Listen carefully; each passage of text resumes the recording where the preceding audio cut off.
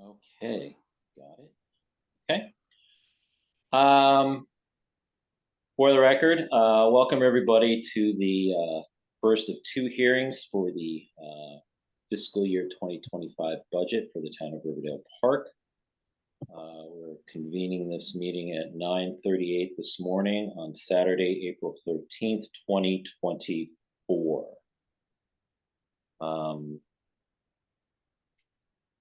At this point, what I would like to do is get set how we're going to navigate through today's meeting. Being that we're now at 9:38, I'm looking that we will probably break around 12:45 for lunch, and then come back after that and conclude whatever else we need to that remains from us, prior to us breaking for lunch. At this point, I will turn this over to Mr. Listician for opening remarks, and Chair? we will go from there. Mr. Chair? Yes, Mayor Thompson. Can we have a coffee break at 10:30? Yeah, I was planning to put something in there. Okay, thank you. So that's not to worry. I mean, there will be a break about midway, in that first session for folks to go get a refill should they need one. Actually, before we go to Mr. Listician,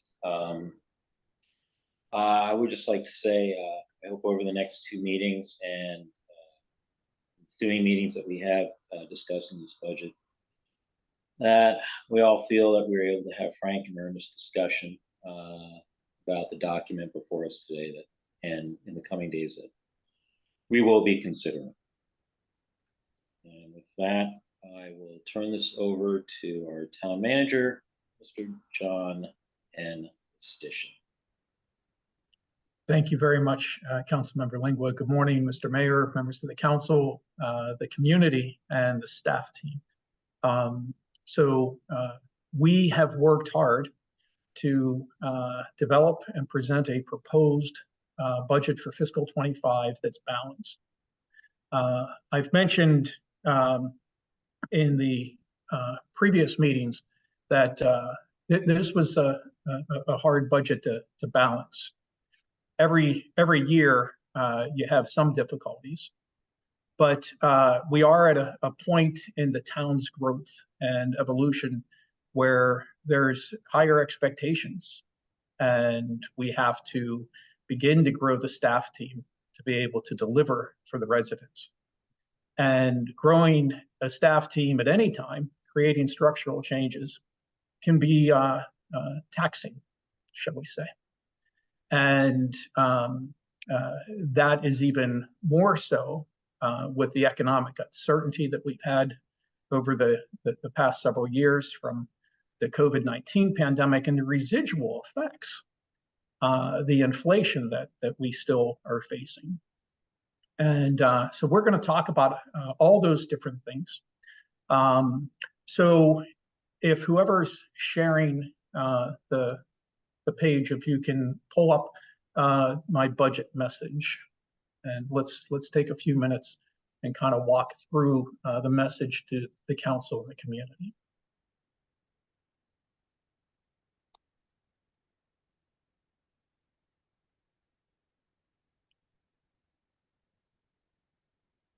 And who is controlling the screen?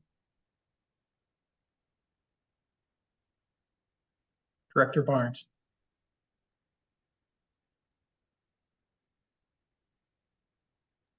Sorry, we're pulling it up right at the moment.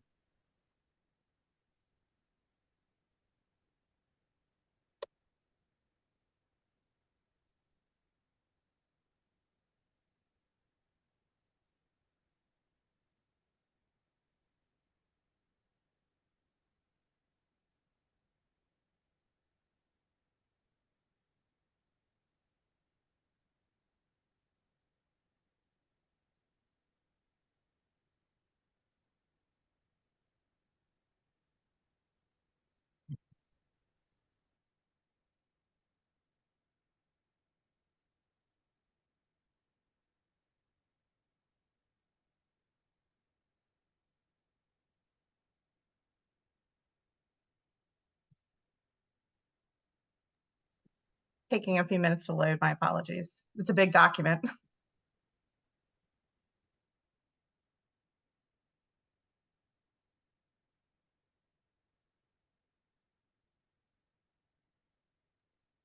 There's a CIP project for technology upgrades, right?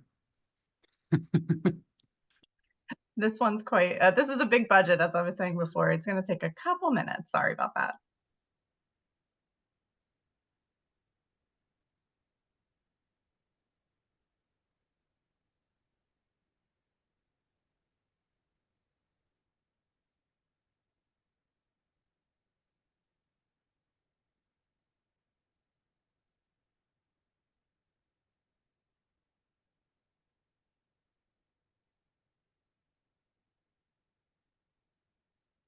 So if we can go to page 3,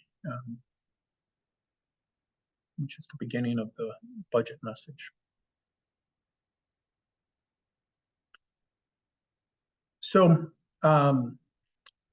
as I mentioned, we have before us a proposed balanced budget, and we've worked hard to align the proposed budget with the recently updated and adopted vision and commitment statements, our diversity, equity, and inclusion statement. Those are the documents that guide the staff as we put together a proposed budget. We've had discussions over the last several months in the budget development process. And there's a copy of the budget calendar in subsequent pages that will illustrate just how long we've been working on this, right? So all the way back in November is when we started talking to council about putting this budget together. And we've been having budget discussion items at just about every budget meeting or every council meeting. There was one meeting in December we did not talk about the budget. But we expect again to receive the Government Finance Officers Association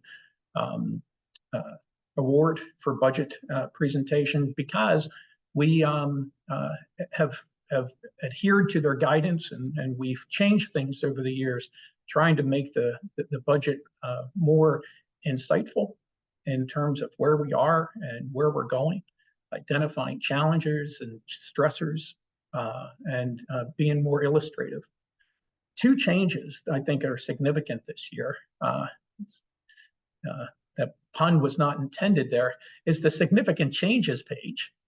So we do have new pages added that summarize what the changes are in each cost center. And then on the CIP, we've changed the layout of those pages to show where we are with the project in terms of which phase are we in. Are we in pre-planning, or are we in construction, or somewhere in between? And that way, members of the community and the council can at a glance see where we are on different projects. So revenue net operating expenditures, a term that I've been using with the town for a long time, at the bottom of page 3 there. I've been saying that we got to watch this. It's an early indicator, and it is. And so we present a balanced budget, and we do our best to not just live within that, but experience some savings. Hopefully our revenues are more than our conservative estimates, and hopefully our expenditures are less. And so we have relied historically on having revenue net operating expenditures. And over the years, the past 3 years now, they're contracting. And I'm not raising an alarm, but I'm saying we gotta keep an eye on this, because historically we have used revenue net operating expenditures to fund our CIP. We've had money left from the current year to roll into the next year and have substantial funds go into CIP. And we've seen a decrease, and actually year over year, significant decrease, if you take out the vacancy savings. And that's what this last paragraph on page 3 talks about is we're projecting 939,545 in revenue net operating expenditures, but more than 400, almost $500,000 is in vacancy savings. So when you take that out, we're dropping from approximately 1.3 in revenue net operating expenditures last year down to under 500,000 this year. Because the goal is to actually have all positions filled and have very minimal interruptions and very minimal vacancies. That's our goal. And if we achieve that, then we would have had an even more difficult time balancing a budget for fiscal 25. So if we go on to the next page, and just talking about how we got to balance.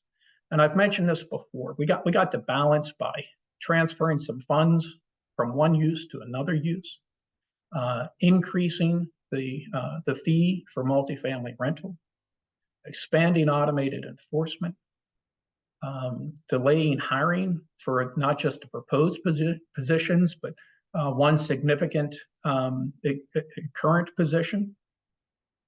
And that's the levers that we're able to pull to find balance.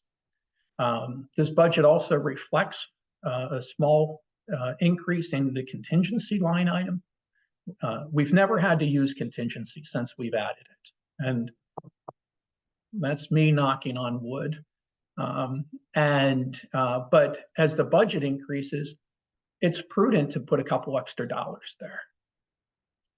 And most notably in this budget is a proposed tax increase. And we'll talk more about that here in just a little bit, but we're proposing a 3.5 cent increase in the real property tax rate. And we're proposing that increase go directly towards capital improvement projects related to Walk Bike Drive for fiscal year 2025. So we've talked about development over the last few months. We had a work session, or it may have been a legislative meeting, but a presentation that talked about the delayed development and the impact that's having on the town's finances. And that's going to be true for some time. There's good projects in the pipeline, whether that be over at the Chambers site or in the town center or at Riverdale Park Station. The projects that are likely to come east of the river, those projects are further out. But the town is going to change in the next 7 to 10 years. It's going to change a lot. Just in the pipeline, there's over 800 units. That's likely going to add over 2,000 new folks living in town. And so a few other things to highlight, ARPA funds. So we've been in touch with Treasury, and we're going to tweak how we're reporting to Treasury, unless there's an objection by the council. So staff have met with folks. I talked directly with the representative just 2 days ago, and the town took the funds as revenue replacement. And as it says in the message, except for prohibited uses, like most monies, they're fungible. And so as revenue replacement, we're able to report on eligible government services. And that would allow us to be in compliance and give us the most flexibility. Most importantly, if we report the balance as government services, the deadline for expend or obligate at the end of the year and at the end of 26 would be satisfied. And we wouldn't have to move any funds around. This is merely a reporting change in how we approach this. If we look at the next page, we start to get into some meat here in terms of budgeting for the town's vision. So these next couple pages walk through significant aspects of the budget in each of the various vision and commitment statements. So we'll start with transportation. I've mentioned the tax rate increase. We're also recommending $300,000 come from our general fund reserve for a very specific project. And that's to build a sidewalk at the tail end of Queensbury alongside the elementary school. So pedestrian traffic will not walk through our public works yard. We've mentioned the expansion. We've had other public discussions of the expansion of the automated enforcement and that's red lights, that's speed, that's parking. We've also talked about adding a community safety officer. We'll talk more about that when we get to the police department budget. And there's a variety of CIP projects that are continuing into next year. We're anticipating $316,000 in highway user funds. And we figure we're going to have these solar signs and different types of solar signs we're looking at. We're also going to be expanding bicycle training programs, as well as more outreach, education, and training at our schools and in the community as it relates to walk, bike, drive. Next, these are in, I think, a staff order of priority in terms of what we believe the council and the community have as top priorities. That's why transportation with the walk, bike, drive is listed first. But sustainability is right up there. And so this budget includes a 19% increase in funding as it relates to trees. It implements a curbside composting program to start in January of 25. It acquires the police department's first electric vehicle, expands rain gardens, builds stormwater management project at the municipal center, adds pollinator gardens, continues the community garden and the food forest, as well as incorporating stormwater management into our various projects. Housing and neighborhoods, the programs we have are continuing, as well as CIP projects that support our neighborhoods, whether that's sidewalk. We're working towards adding a lighting project. We just got some word yesterday. It looks like we may get some funds for a lighting project. It's important to note, though, that when this was written, we said that through December 24, because it's ARPA funded, the Farmers Market Dollar Program. Now, with that change, we're not up against that hard stop, but that program is only budgeted until December of 24. And that program has cost in about, varies year to year, but it's near $300,000 a year. And we're looking for grants to keep that funded. We have not identified a funding source to keep that funded beyond December. And again, the proposed budget, regardless of the change in use of ARPA funds, the proposed budget does not fund it beyond December. In business and economic development, we're maintaining all of our programs. We did get a $75,000 grant towards our commercial appearance grant. And we're continuing funding for the community ambassadors who are focusing east of the river and in the town center. We can go to the next page. So let's talk about our the highest cost, our highest expenditure is staff. And so this proposed budget includes a 2.5% cost of living adjustment, as well as a merit step increase per the approved pay range plan. And that's on the heels of the adjustments, the more considerable adjustments we made in the current fiscal year. But I think it's important to note that we're also up against inflation, and particularly in housing cost. Housing cost is still going higher, and this 2.5% in conversations with my counterparts in the area, some are giving more, some are giving less. We're trying to keep up with the change that we implemented in the current year by not falling behind. When you add this and the merit step together, it could be anywhere between 4% and 5% for someone. If someone gets a 1.5% step increase plus the 2.5%, they would have 4%. If they get 2.5% and 2.5%, they could get 5% at some point during the year. But if inflation is at 3.5%, then you're down to 2%.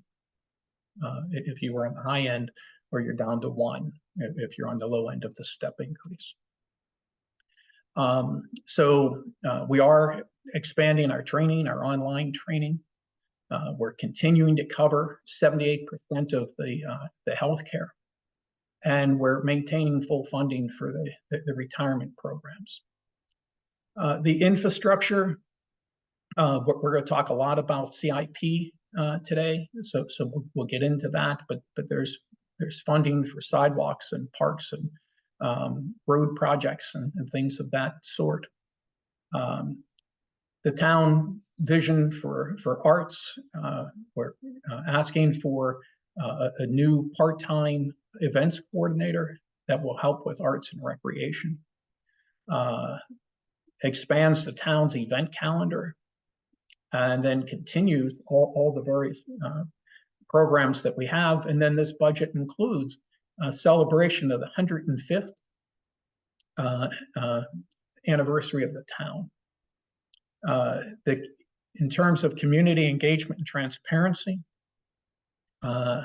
transparency is, I think, most exemplified in how the council has this document prepared. We all recognize that this is the most transparent document we have.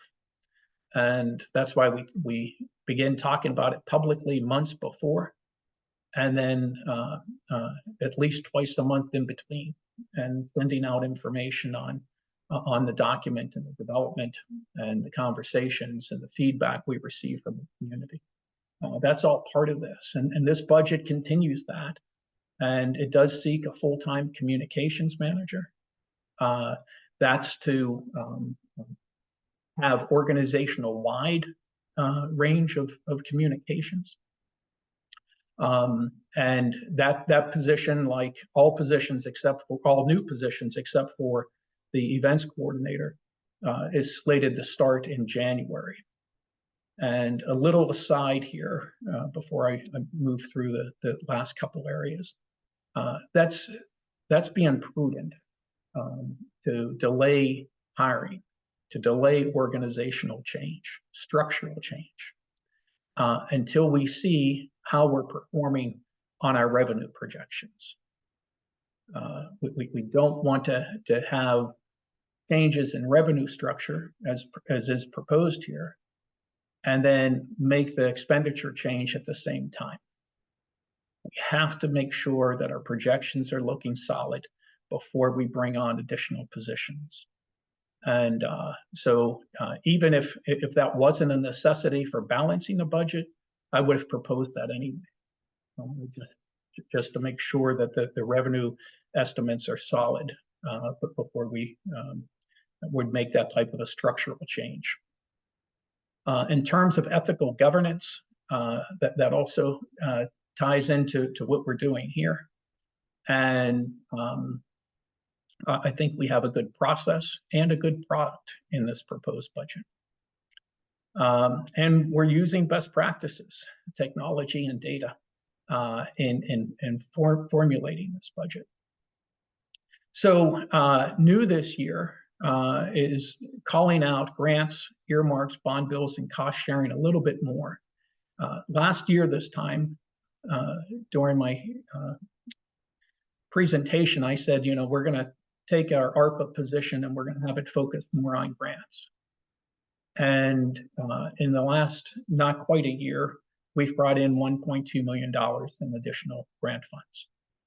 And we're going to redouble those efforts. And we're going to keep focusing on grants. For the first time, I think, in the town's history, we're going after earmarks, federal earmarks. And so paperwork was recently submitted for the what we're calling the Purple Line Connectivity Project. And so that's the area immediately north of East-West Highway and east of the Anacostia. So if we go down to the next section in budget process, so let's just talk a little bit about our reserve. So GFOA, Government Finance Officers Association, has a best practice established that we maintain at least 16.7%. We're about double that in terms of our reserves. So we're projecting that we're going to have 3.6 at the end of 25. Mr. Shelton or whoever's controlling that, if you want to just scroll down through the budget calendar, I'm not going to walk through all the meetings, but it's there for everyone to see and the community to see. These are the conversations that have been had and that are yet to happen. There's 2 or 3 charts now I just want to pause at. So this particular one is just on the operating budget and percents of the operating budget that's allocated to various cost centers. If we look at the note there, it's important to note that 67.2 of those expenditures are salary, overtime, and benefits. So you're just a little over 30% that is contracted service and operating expenditures. If we go to the next chart there, and you see the growth, and the big growth there is in salaries, and that's reflective of what we did in the current year, as well as what we're proposing for next year. So in the current year, just to refresh everyone's memory here, last July 1, we gave a 3.5% increase. And then the first pay of calendar 24, we gave another 3.5%. And that was based upon a comparative market analysis that was performed by the same firm that is the actuarial firm for our defined benefit retirement. So if we look at the summary here, we still use a conservative approach, and the budget has grown. And so year over year, it looks like a 15.6% increase. One of the things that's driving that a lot is the additional expenditure for automated enforcement. Yes, we yield revenue, but there's a corresponding expenditure. And that's I don't have that number at my fingertips. I think Paul does. But that's about $400,000. And so if it's a cost of that particular program, and but that's driving the increase up significantly. And then I've already talked about the significant change pages and the reworked capital improvement project pages. So Mr. Chair, are there any questions from you or any members? I'd like to open it up to the floor to see if anyone has any questions now. What I don't have before me is anyone's whose hands raised. So I will, if I may ask, of our de facto meeting moderator, be that Mr. Shelton or Ms. Barnes, I would appreciate it. Mr. Chair, Yes, Mr. Mayor. I have a questions and or comments. How many questions do you have? Oh, 2 or 3, I think. 2 or 3. Okay, we're gonna do this. I think we'll do this in a round robin. We'll let you lead off. Let you have a question, and then we'll let anyone else, and then we'll come back around. Does that sound good? That sounds fine. So I'm going to start. It's more of a comment than a question, or maybe it is a question. I could frame it that way if you really want me to. Well, you know, it's your one shot, so choose wisely. Okay, so Mr. Town Manager, you discussed the fact that the ARPA reporting is going to be switching to be revenue replacement.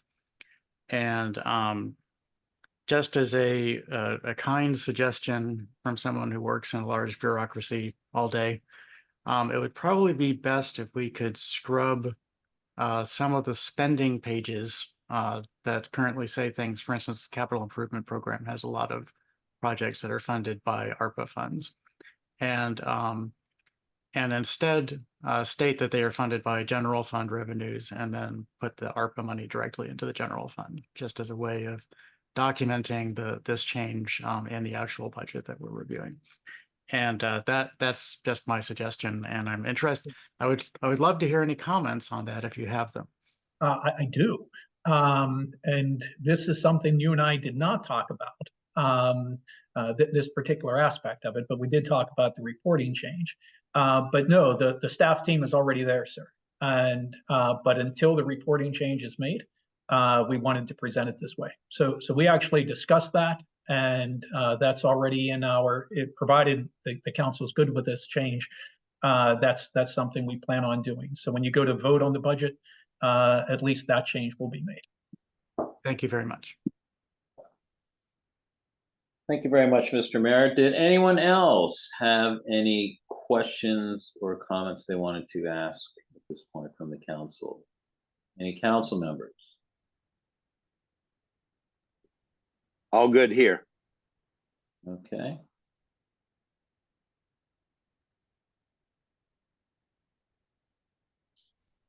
Councilmember Smith, any questions or comments?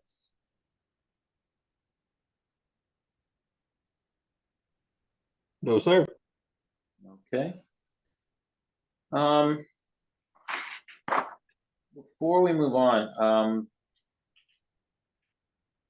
Mr. Stishner did have a query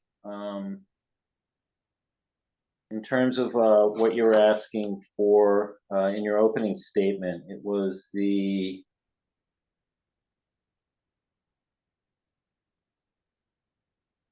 well, let's just go this way. On page 4, at least this is the printed book, page 4. The fourth full paragraph. It starts off with the remainder of the paragraph from the previous page. Fourth full paragraph, one starting, as much as it is important to be responsive to the declining revenue net operating expenditures, and then goes on. You state here, it says it's equally important to, and you list a number of things. I see it. 1 is being moving the town forward. 2, to be able to budget the town's value. 3, to continue to invest in service delivery infrastructure and staff. And then as then it relates to, and it goes on, and you talk about different things in terms of transportation, as well as sustainability. And you said that these are staff priorities. Now, are we to take it that that as you have them, the various bullet points here, that this is order of priority? Are you on the next page then, sir? Well, it's because I'm looking at that one paragraph, and that's the paragraph that I feel just kind of leads into, and then as it goes on to page 5 and then on to page 6, Yes. you know, So, and you said that this is, and then on to page 7, you have listed various bullet points. And you had said that these are the priorities that, you know, these are staff's priorities so, and I'm just asking, are we to take it that the bullet points are, and how they're listed here, are in order of priority? no, and for clarity, sir, this is staff's understanding of the town's priorities, of the mayor and council and the community's priorities. And they're not in a ranked order. It's staff's understanding that, for example, walk, bike, drive is a top priority. Sustainability is a top priority. Professional, well-trained employees is a priority. All these are priorities. Housing and neighborhood. These are all established through the action of the mayor and council adopting the vision and commitment statements. So this proposed budget seeks to continue to do what we're doing and to expand. For example, we've heard from the Green Team and other community members who may or may not be part of the group officially. We want to see a composting program. So that's why a composting program's in here. We've heard from folks saying this is something that we really want to see. Tree maintenance now is part of a larger plan, but proposing that be increased by 19% is because it's town's read from our listening to the mayor and council and the community that trees are a priority, and we need to figure this out. So these are not, they're deliberately not numbered 1 through something, but rather bullet points. Because while we believe all these things are supportive of these individual areas, staff are not ranking them. They're not in a ranked order. Okay. Okay. Leaving that to us, I take it. Yeah, yes, sir. Okay. Okay. Mr. Mayor, before we come back to you, because I know you probably have another question, I'd like to open this up to the public that we do have here. See if anyone has any questions on the presentation so far.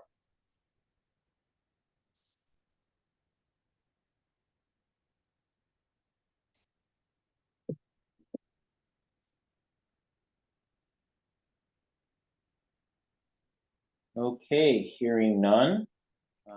Mr. Mayor. So as a sort of introductory remark, I'm interested in discussing when we come to it in the budget, the plans about the farmers market dollar program. But my question and or comment is on page 10, the chart at the bottom of page 10 on the 6-year operating budget by major expense category chart. And if you could zoom in a little bit so that the bars are a little bit larger. So I was it drew my attention that the green bar for both salary and contractual services jumped significantly from 23 actual to, 24 estimated to 25 proposed. And I just wanted to make sure, particularly on the salary one, the far left one, that the vacancy savings would, if they had been spent, would increase the blue bar for fiscal 24 to be sort of midway between the yellow and the green. Is that correct? That is correct, sir. Okay, that was that was my major question, and then the contractual services is just the various things that we are outsourcing at this time, are outsourced in the budget. Yes, and we're proposing additional third parties take on different duties. And we're doing that in lieu of expanding the staff team further. Okay, thank you. That's this round of question. It's a good observation, sir, and thank you.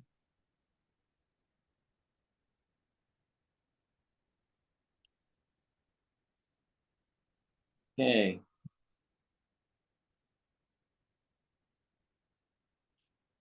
Any other questions from council or the public regarding this point? Regarding what we've covered so far, pardon me.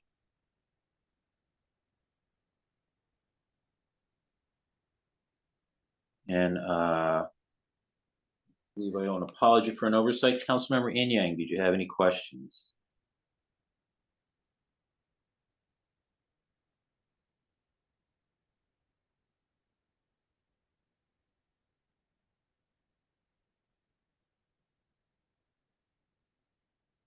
Okay. Okay. Got a chat message here saying no questions. Mr. Listician, please continue. Yes, so if whoever's controlling the screen can go back in and I'm just going to reference some pages. So the next group of pages walks you through things such as our reporting structure, and there's information there about on the next page about the elected body, what the charter requires of me. And the next page is just organizational in terms of the staff leadership team. A little bit about what my position is required to do. The next page identifies the staff budget committee, and then the charter requirements as it relates to the budget. There's good information in here on the following pages about our community profile. In terms of our population and our makeup of our population. Much of this information we've been talking about over the last several months. And then if we get to page 18, that's where we talk about the budget assumptions. It details, and this information is elsewhere in the budget as well, but it details the general fund unassigned reserve, talks about the real property tax rate. And we're going to have a separate PowerPoint pulled up here, not quite yet, where we're going to take a deeper dive on the proposed tax rate increase.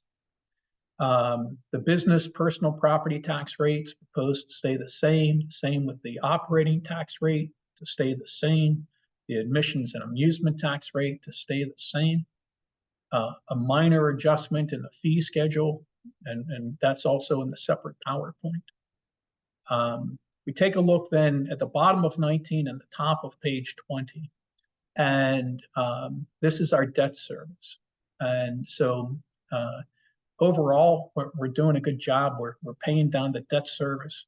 A year from now, a little over a year from now, it's projected to be less than $1 million.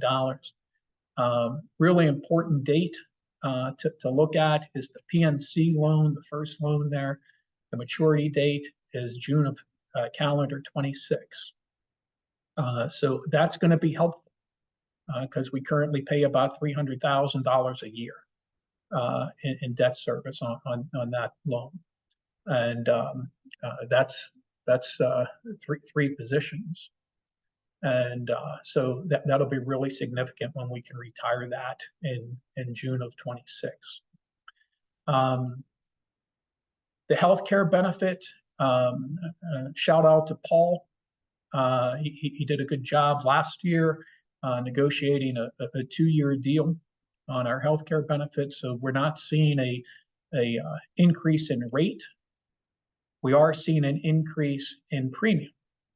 So the rates are staying the same, but we have a number of vacant positions, and we budget every vacant position as if someone's going to be in the family health care plan. So that's one of the conservative approaches that we take, and it has served us well to follow things that way. Then there's information there about the Health and Wellness Fund, and how we're transferring money from that fund into to help with this year's or 25's operating budget. There's information about the Economic Development Fund as well as the Economic Recovery Strategy Fund. That's where we initially put the ARPA funds. And so if we go to page 23, the assessable base, you've seen this information before. We see that the base has been climbing, but if we look at the chart underneath there, I think this is important. You see a 2.2%, so in the fourth column, percentage growth. So the average is 4.9. We had a really significant growth back in 18. In years that are triennial reassessment years, those are the darker colors, the 2019 and the 2022. So we have a reassessment coming up that'll be effective in 26, but the reassessment will occur or in fiscal 26, but the reassessment will occur this coming fall. We're hoping for much better performance next year than what we've seen in the last two reassessments, where we actually saw decreases. So we're hopeful next year we'll see some growth. But later on, it's going to be important to remember that 2.2 number that we are seeing growth between last year or current year and next year. So the projection is 2.2% growth. The Calvert track has grown, but it should be a lot higher. If I sound like a broken record on this, I think that's okay, because I think that developers need to carry through their plans and their commitments, as we are by paying the debt service. And so it'll be good to see Riverdale Park Station fully built out. Mentioned for, I think, the fourth time today, we're proposing a real property tax rate increase of 3.5 cents. That's projected to yield $351,000 that staff are proposing to be used for walk, bike, drive safety initiative related projects. So if we could pause here, and can we pull up the other PowerPoint?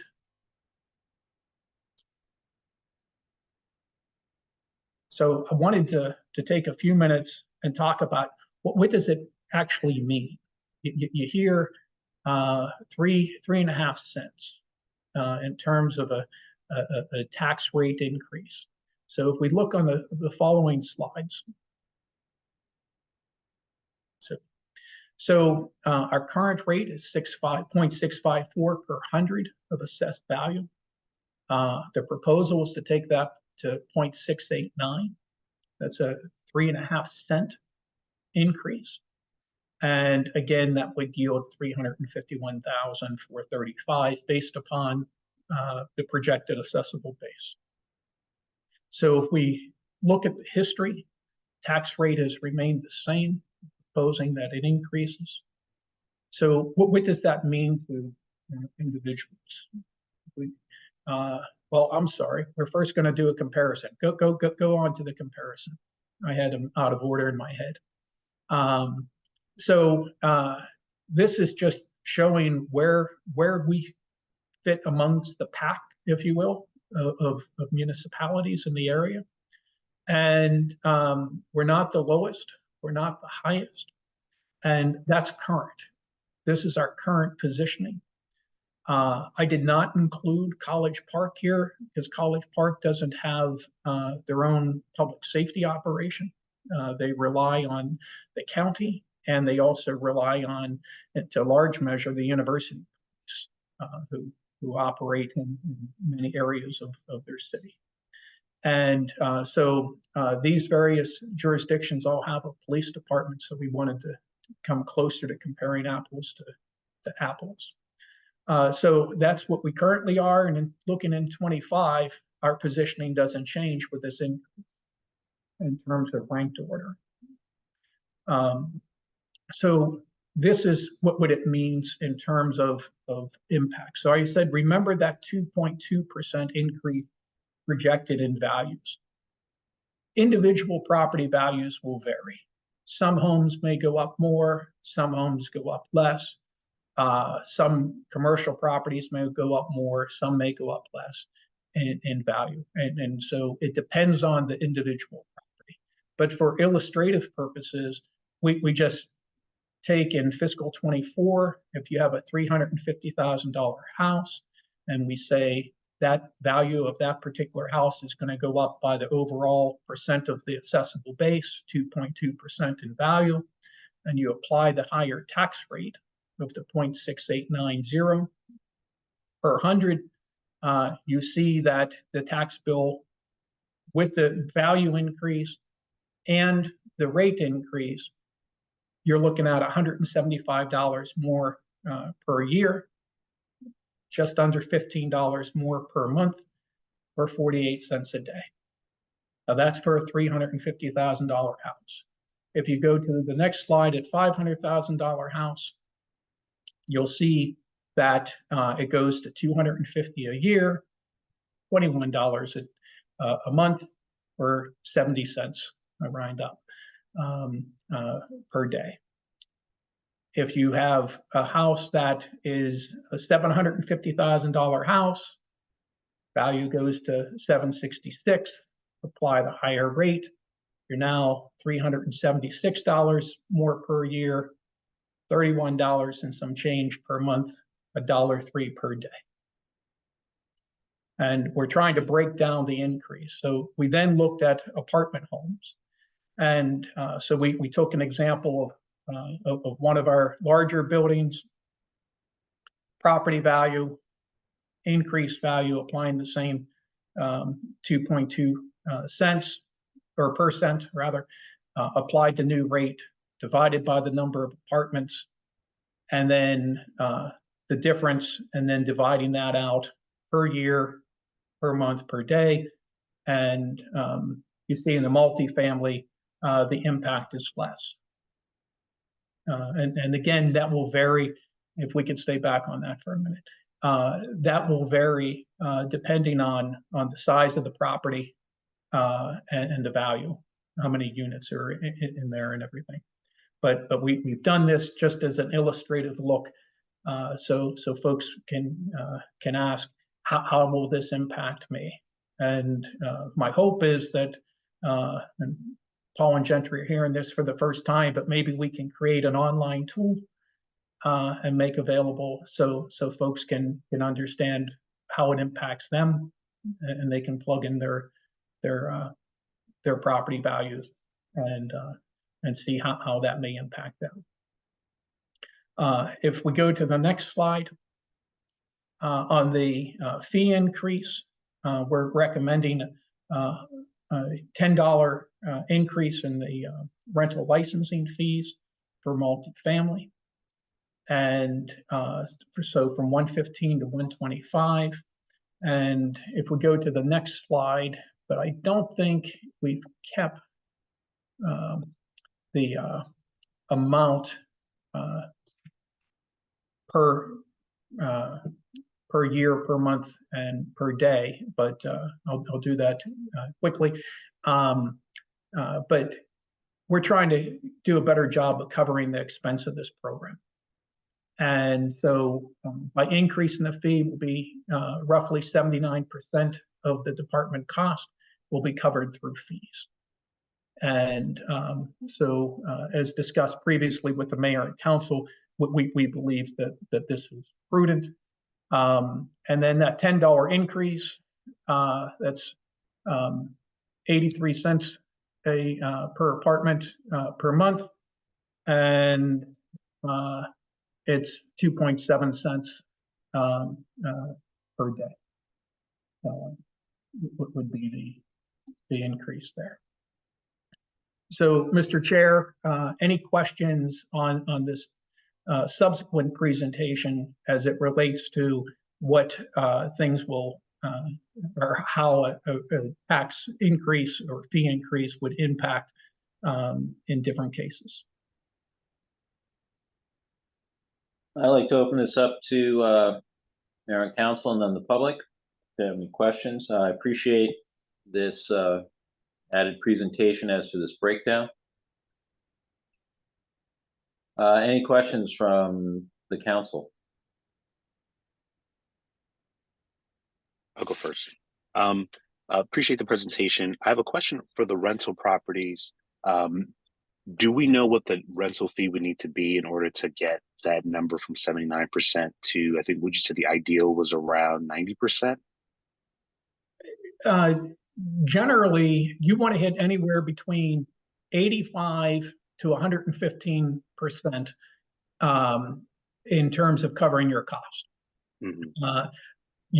A municipality is prohibited from making money on a licensing scheme or permitting scheme because then it becomes a tax, and we don't have that taxing authority. So kind of the sweet spot is you land 15% low, 15% high. That can depend on who you hire and cost fluctuations during a year. And so we're getting closer by having this. I don't have a calculation on what the fee would be if we wanted to make up that extra 6% and hit it 85%. That's something that we could calculate. But then we would be most likely the highest in terms of the fee. So what we're trying to stay in the middle of the pack there as well. But that's a number we could get for you, sir. Thank you.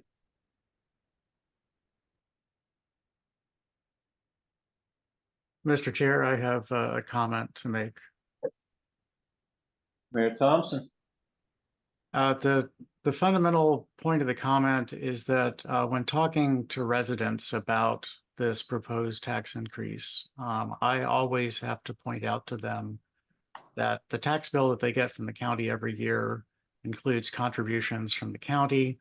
It comes from Maryland National Capital Park and Planning Commission, comes from various other entities, and that ours is a fraction of the total bill that they see. And I just wanted to point out that this drives home that comparison because the sort of dollar amounts for this fractional increase in the tax rate are much less than probably most people would expect.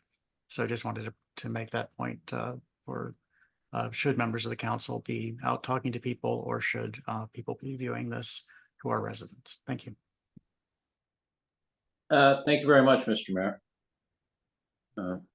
Anyone else? Any other questions or comments from the council?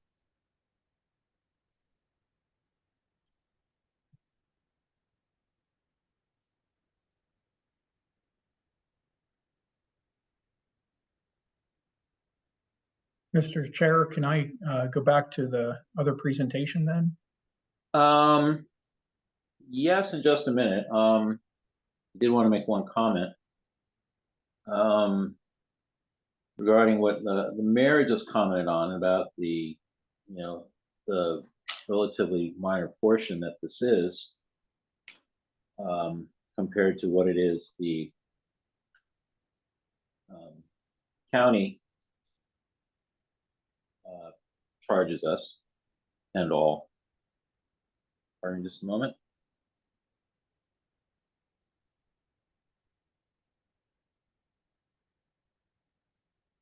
Okay. Councilmember Foe saying he had no questions. Just checking the chats. I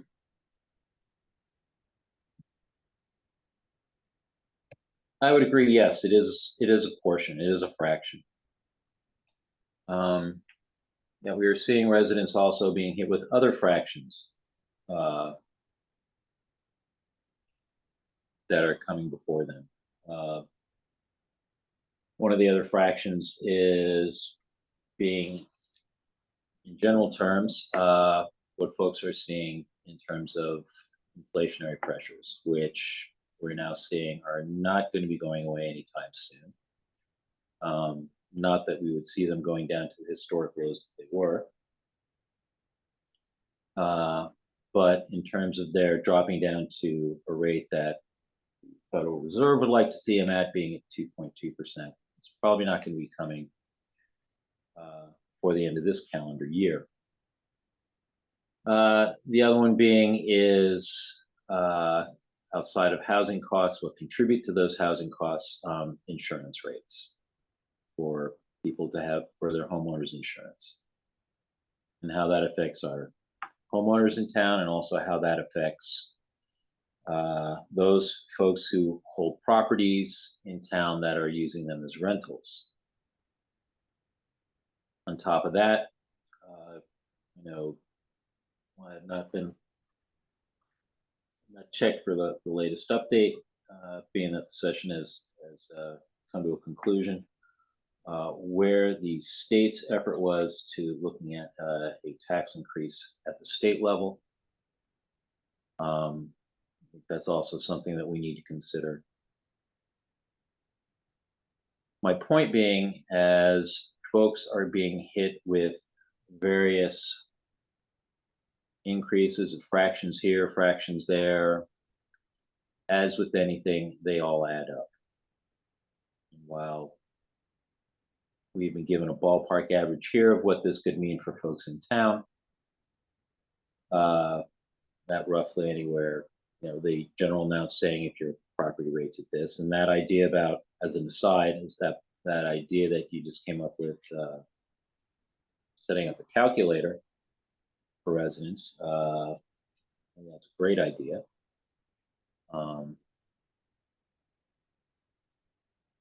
It still is going to add up for folks. And the other thing that we're seeing now in our numbers that we're getting from Treasury and the Bureau of Labor Statistics is, with the record employment rates, that there is also seeing an easing on wage increase pressures. So we're not seeing new employees coming in being able to command higher wages. That's starting to level off as well. I just bring this up because I think one of the things we're gonna have to I think it's going to be important for us as a council to really take a good look at the 3.5-cent increase, look at what programs that we're looking to try and fund that on the CIP side, and see what comes of it and what we can consider in terms of moving forward on, in terms of establishing those priorities, and possibly looking at those items that we may need to consider delaying fiscal year. So I'm looking forward to the rest of the budget and presentation in terms of the CIP budget today, as well as the other topics we're going to cover. Mr. Listician, you have the floor. Thank you, sir. So referring back to the budget book, in this section, there's other information on the subsequent pages there about other post-employment benefits, the Community Development Fund, the authorized positions. Whoever's controlling the screen, please move along with me. So we're down on page 26. The authorized positions, that's where with the additions, we would be going up to full-time equivalents of 57.25. And again, we're balancing the budget by delaying the new positions and the one current position. We've talked about the pay range plan. So on page 27, there's some information about the inflationary rate. And then on page 28, it gets into restricted revenue. And Councilmember Yang, there's a chart here that shows for neighborhood services. You see the expenses in the orange line, the revenue in the blue, and that gap is general funded funds. So what we'll look to see what it would take to bring those closer together. And then the next two charts show the restricted use revenue from our automated enforcement that we use to offset our public safety expenditures. So on the next page, you'll see the expenses for public safety, and then the share of the expenses that are general fund dollars are in the orange. That's the adjusted expenditures. And then we look at our fuel cost. So it's actually projected to be less than some previous years. And we just noted that Paul, whoever is taking notes, will have to label those years, but we don't have the years labeled there in that particular chart. There's history on the next bottom of the page and over to the next page on the cost of living increases. You'll see at the top of this page, that's the 5-year COLA. We were slow and steady. That's where I like to be, is slow and steady, and then we started creeping up and responding to inflationary measures, as well as that study that was performed. We've talked about healthcare cost and how we have to budget as if vacant positions will be filled with individuals participating in the family plan. That's why you see the increase there. It's not an increase in rate, but it's an increase in exposure. I'll say it that way. On to page 32, we talk about defined benefit plan. I'll wait until the page catches up here. On page 32, the defined benefit plan, that increases based upon the number of participants and the salaries. The next area at the bottom of the page is overtime expenditures. You see it's flat and actually coming down a little bit.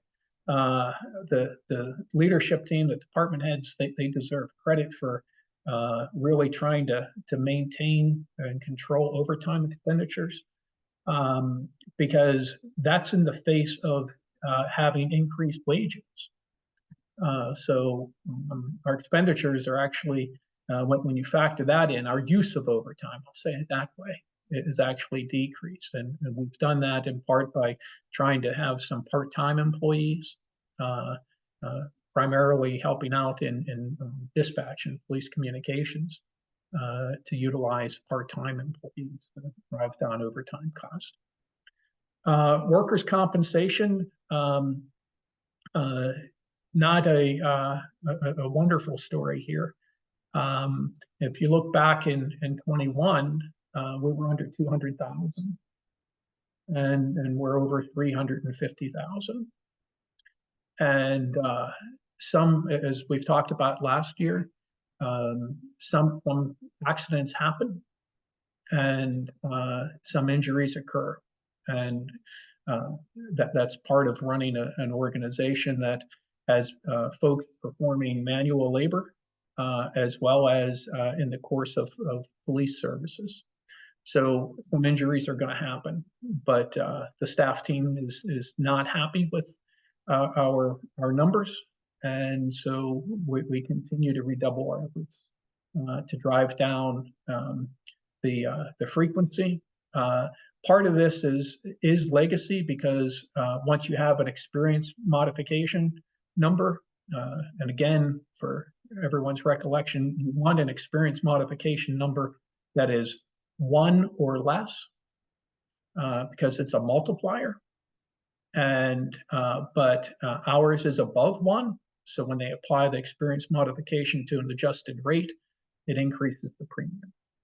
And we don't have the exact experience modification. Is that correct, Paul? He's running that into a corner for us. That's correct. And so this is based on the current experience modification, but he doesn't anticipate a change. We'll find out in 2 weeks. So 25 number may change a little bit depending on what we hear back from the broker. And then I can't stress enough the revenue net operating expenditures, and how that number is really, when you take out the vacancy savings, that number is really under 500,000 for the current year. The state on page 35, the state adjusted its form for real property tax advertisements. And I believe this is much better language. Because even when we kept the tax rate flat, the language from the state was problematic and confusing. This language, and it's important that I share with the mayor and council here, regardless of what you end up deciding on the tax rate, if it's being considered at all, we have to advertise that it's being considered by the 19th. Is that the correct date, Ms. Barnes? So by the 19th, we have to advertise. And so unless I receive direction from the council today that this won't be considered, then next week we'll be advertising that it's under consideration. And then the last page, or not the last page, but the next page is the constant yield. We've seen this before. We talked to the mayor and council back in February about the assessable base and how the assessable base grew by 2.2% in the between the current year and next year. You'll see a detailed page on the number of positions, as well as the following pages are the pay range plan. And then it gets into some finance policies. There's good stuff here to read through. But then that takes us into the meat of the budget. Mr. Chair, if you can perhaps call and see if there's questions on things I just reviewed. And then I'm at a point where I would be handing this off to Mr. Jones to walk through. Thank you very much, Mr. Lustician. Members of the council, any questions or observations regarding what's been presented? Mr. Chair, I have approximately 6, but I can wait for other members of the council. Right. Well, why don't you dive in with number 1 and we'll go around. I'm fine with the mayor diving in with his 6. Okay, let's start on page 20, if we can scroll back to page 20. This is the section on debt service. And from page 20, item number 2, sort of in the middle of the page, it says $467,000 roughly will be transferred to the debt service reserve fund to pay for the debt service payments. And it doesn't say where that's coming from. And if you look on page 18, it says that general fund reserves into that is under 400,000. And I was wondering where the additional transfer is coming from.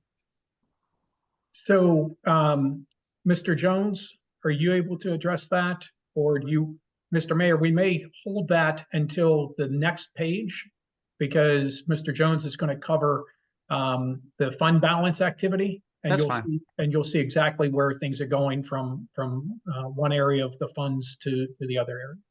Thank you. May I continue, Mr. Chair? There are no objections from other members of the council.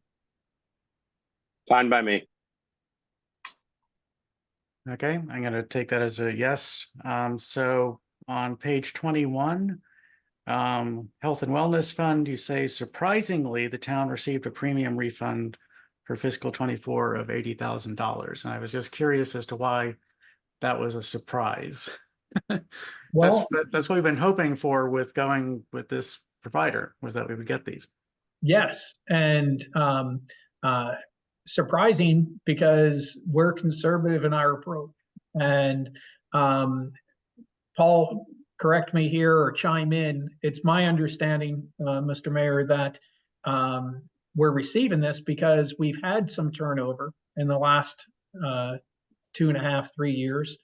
And we have a younger workforce in some areas that utilize healthcare less. And the supplier of the healthcare benefit, they made their projections based upon our employee census that we had the year before, and then the year before that, and then so when they give us rates, they plot things forward based upon the then current census. And when the census changes and participation levels change, then the costs are lower. So it was a surprise. Okay, very good. A related question is the chart at the bottom of page 31. You don't have to go there. I'll just read the one number that matters off of it. Then it says the fiscal 2024 estimated healthcare expenditures is round numbers $546,000. Does that include or not include this credit? That does not include the credit. That's our estimated actual. Okay. The 445,887 is the estimated actual for this year. What that does include is the vacancy savings, the benefit aspect of that. Okay. It is accounted for there. But that 80,000 is a sizable fraction of the 546,000. So that's Very much so. That's a good thing. Okay. May I continue, Mr. Chair? There are no objections. Yes. Okay. On page 23, the assessable base chart. We could jump there. And you said it's 23, Mr. Mayor? Yes. Okay. So the fiscal years there, I believe, are offset from our fiscal years. Is that correct? Being the county runs October to September. No, so the fiscal year 24 is the assessable base that we used for our fiscal year 25. Yes. Okay. And so actually, we shouldn't have it listed as fiscal year. So Paul, if you can make a note and have that just be what year, because a constant yield notice comes in as a year. Understood. And yep. I just wanted to make sure that I understood correctly. It seemed like that was the case, but I wanted to be sure and point that out to others in case they might also be confused later on. I'm going to make it, if we can go to page 27, the budget stressors chart, including the inflation rate. Mr. Merrick, can you Yes. hold that thought this one side? I just want to make one observation. Sure. Being the requirement for the announcement that we need to make for the state, the new announcement that we're required to make, announcing proposed real property increase. The statement here says for taxable year beginning July 1, 2024. So being that is, this is an and all our documents show for assessable base year starting July of a given year. So correct. And it's the tax year that begins on July 1, 2024 is our fiscal year 25. yes. Yes, but in And I terms of just- like a given date that we're like trying to determine what that value means. Sure. Okay, And I understand, it was just the fiscal year 24 label, for instance, seemed like it could be confusing because it's not our fiscal year 24. It's a calendar, it's actually a year of reporting the assessable base year. And so just wanted to clarify that for anyone else. okay. Go ahead. So page 27, inflation. I feel obligated. This is somewhat outside of our budget discussion, but I feel obligated to report that I've been seeing a lot of reports that this inflation rate is driven by corporate profits, and even Fortune magazine referred to this not as inflation but as greedflation, and they assigned 55% of the inflation rate to corporate profits, and I would say to monopoly control of a lot of markets that allow corporations to raise prices in that way. And so that's just a statement. There's nothing we can do about it. It is what it is. But I just want to point out that this is not driven by other factors. Okay, If I may continue, I haven't found my next question yet. there are no objections, please do. Okay, page 36, the constant yield tax rate certification page. Line Mhm. 6 on that form from the county, or excuse me, from the state. In past years, Mr. Town Manager, there have been disagreements between town staff and the state about the assessable base. Do we have those this year, significant ones this year, or are they more in line? No, sir, we do not. And because in previous years, it surrounded either buildings were not on the list, like 4600 River Road was not listed. We've had some partial exemptions before on some state-owned properties where the state owns the underlying land. So we've had some skirmishes. I don't want to call them battles. We've had some skirmishes in the past with the AT. Not so this year, sir. Very good. I'm glad to hear that. That's great news. Okay, I have one more, if I may continue, Mr. Chair. There are no objections, please do. Page 39, top of the page. I feel like the text there starts in the middle of a sentence, and just wanted staff to check. And that might be a merging item, Mr. Jones, if you can make note of that, and we'll get back to you all on that, Mr. Mayor. Okay, thank you. That's my last comment. Thank you very much. I appreciate the indulgence of the council.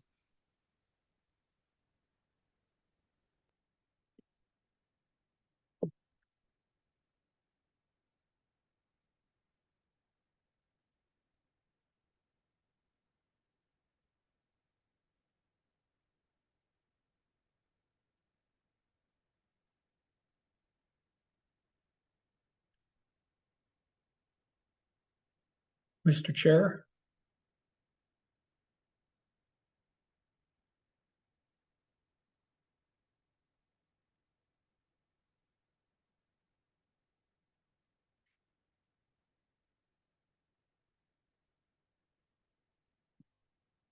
Mr. Chair?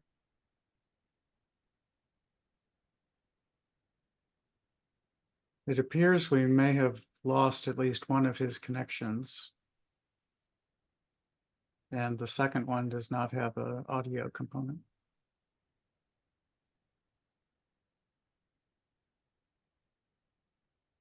Coffee break? Was that a motion from a member of the committee? I know you had mentioned it earlier. I'm already 2 cups in, which is usually like, don't go beyond points. Believe it or not, guys, I don't really require a lot of coffee. We believe it. You mentioned earlier your morning person build. I had 2 cups before I started this, maybe 3, and I'm probably going to have 2 more before noon and take a nap after we're done. So Yes. I think it would be a reasonable time, given that the chair has been taken out by technology, that we take let's aim for a 5-minute coffee break and be back. Hopefully he'll be back with us at that time. And thank you, everyone, for I know it's not a sacrifice, and I know it's your job, but for being here on a Saturday. We're aware of free time as well, and we support it wholeheartedly. So thank you, guys. Thanks.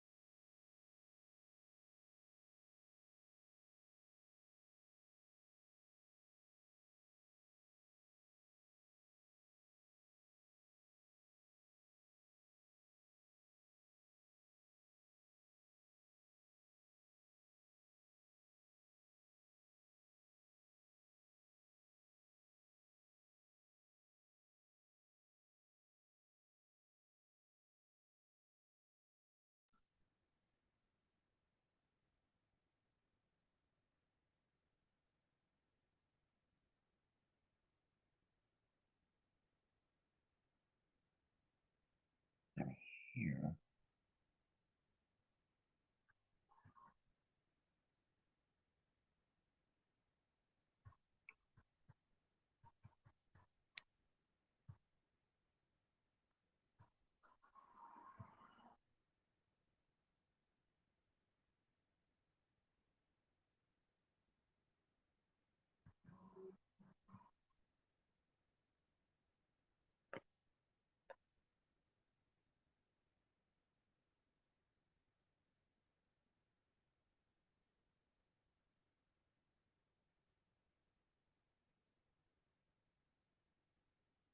Credit line.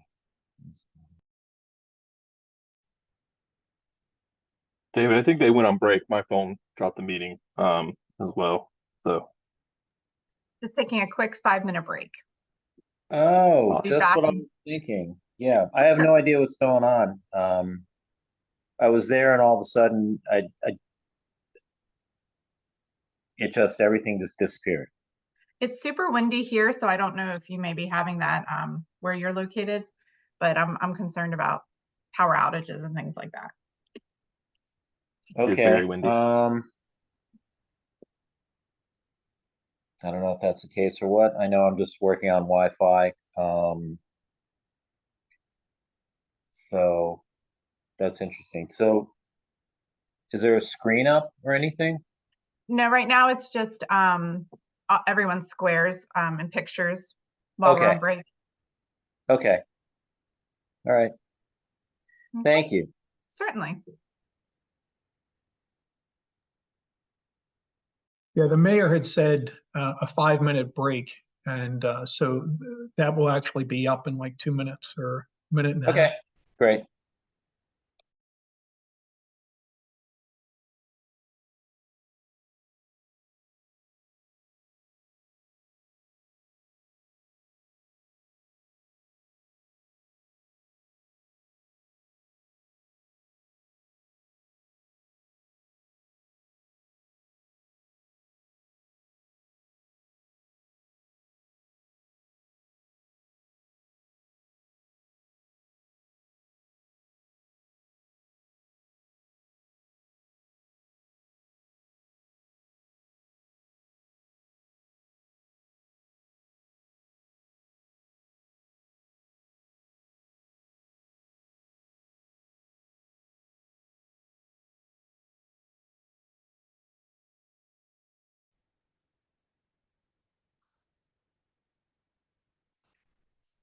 Okay, welcome back, everybody. We're now going to go on to the portion of the budget dealing with fund balance and debt service. I believe that's going to be presented to us by Mr. Jones. Is that correct, Mr. Listician?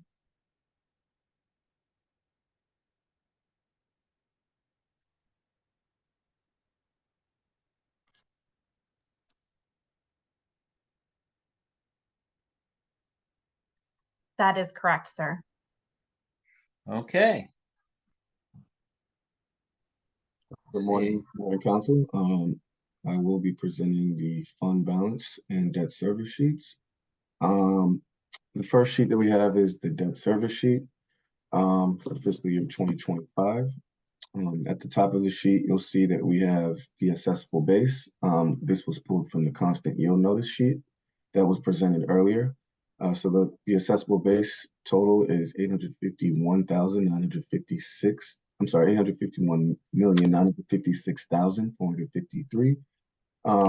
The way that the sheet is calculated, we have the updated gross real property tax revenue presented here. This includes the tax increase. So we have a total of 0.6890. Giving us a gross real property tax revenue figure of 5,869,980. Additionally, on the next line, we have the TIF revenue available for town debt service amount here. And that total is 133,887. The next line shows the TIF revenue dedicated to the Calvert track with a percentage of 0.6010. The next column over shows the tax incremental financing for the Calvert track. The assessable base there is 152,144,800. And then this column shows the TIF revenue that is dedicated to the Calvert track with a total of 906,783. The next set of numbers that you see are the TIF administrative expenses, TIF interest payments due, TIF adjusted annual debt service payment, and we have a new line this year, and this is the walk drive CIP, and this is where we've calculated the tax rate that will be, with the increase in taxes, the amount of revenue that will be distributed to the walk bike drive CIP. And we will cover that on the next sheet, which is the fund balance sheet. We'll be able to illustrate exactly where the higher tax rate goes. So if you look, we have a total of 298,185 coming from the general fund portion, and then 53,251 for the tax incremental financing portion. And this gives us a total of 351. The next portion we have on the debt service sheet is the fiscal year 2025 debt payments. This covers the PNC loans, the CDA 15-year and the CDA 30-year loans for a total of $466,818. On the next column over for the TIF Calvert track, We have a projected TIF surplus amount of 478,949. This takes the TIF revenue dedicated to the Calvert track and subtracts the TIF admin expenses and gives us that surplus figure. So that is 478,949. And then we have the funds used from the debt service reserve fund. That is a total of 397,323. And then this nets a real property tax revenue available for the general fund of 6,115,137. This figure will be found in the revenue section that we will cover later on. But this provides the breakdown of how we got to the 6,115,137. And the next portion of the debt service sheet covers the fiscal year 2025 long-term debt. This covers, it shows the PNC, State of Maryland CDA 30-year loan, the CDA 15-year loan, and the projected principal balances of each of those. So at the conclusion, fiscal year 2025, we have a total of 934,000 for the 3 town loans that the town has. So the next sheet covers the fund balance sheet. And I will go ahead and cover the fiscal year 2025 portion. 2024, we have Mr. Jones, can you make someone make the screen larger? Yeah, that would be helpful. Sure. Thank you for speaking up on behalf of us that our vision is aging. Thank you. Thank you.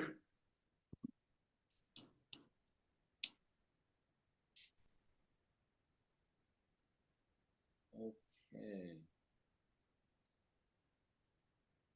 So for those following, we are on page 46. And I take it, Mr. Jones, you're going to start with the table that is in the top left corner. Yes. Okay, or actually that is, pardon me, it's not the top left corner, it's the top corner, is the top portion. It goes across, fully across the page. The gray line does give a bit of an inference that it's a split table, but it's not. It's just a spacing device. And so we're going to be looking at the table titled Audited Fund Balances June 30, 2023. Subtitle FY 2024 Activity, and the first main column is General Fund Reserve Transfers. Correct. Thank you. Well, so yes. I'm sorry? You're welcome. Oh, thank you. So yes, this is the fund balance sheet where we cover each of the major funds that the town has. So we have the general fund, the OPEB fund, the community development fund, all of which are comprised of the total general fund. And then we have the economic development fund, the health wellness fund, the special revenue fund TIF, the debt service reserve fund, and the capital improvement projects fund. So at the top, we have the audited fund balances. For June 30th, 2023. So I will start with the general fund and then work my way down, and then I'll cover each of the funds here as well. So for the general fund, we began fiscal year 2024 with a total of 5,239,498. As we come down, we see that we have made a number of different transfers into other funds from the general fund. First, beginning with the general fund to debt service reserve, and this was to cover the debt service reserve payments, which we showed on the previous sheet. So we transferred 342,458 to the debt service reserve.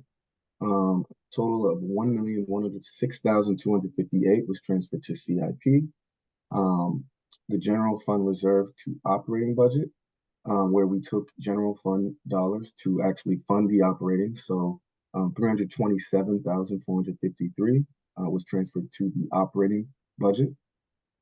We moved 75,000 from the economic development fund to the general fund, and we moved 128,453 to the economic development fund.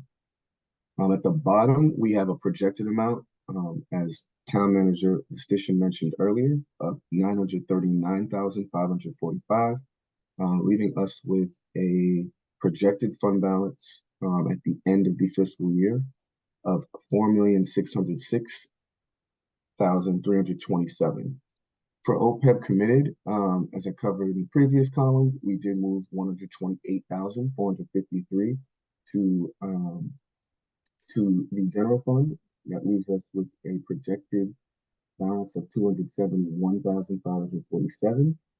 Community Development Fund, we transferred 11,750 from the Economic Development Fund, and we have a projected amount of grants to be paid of 30,000, leaving us with a total of 54,217.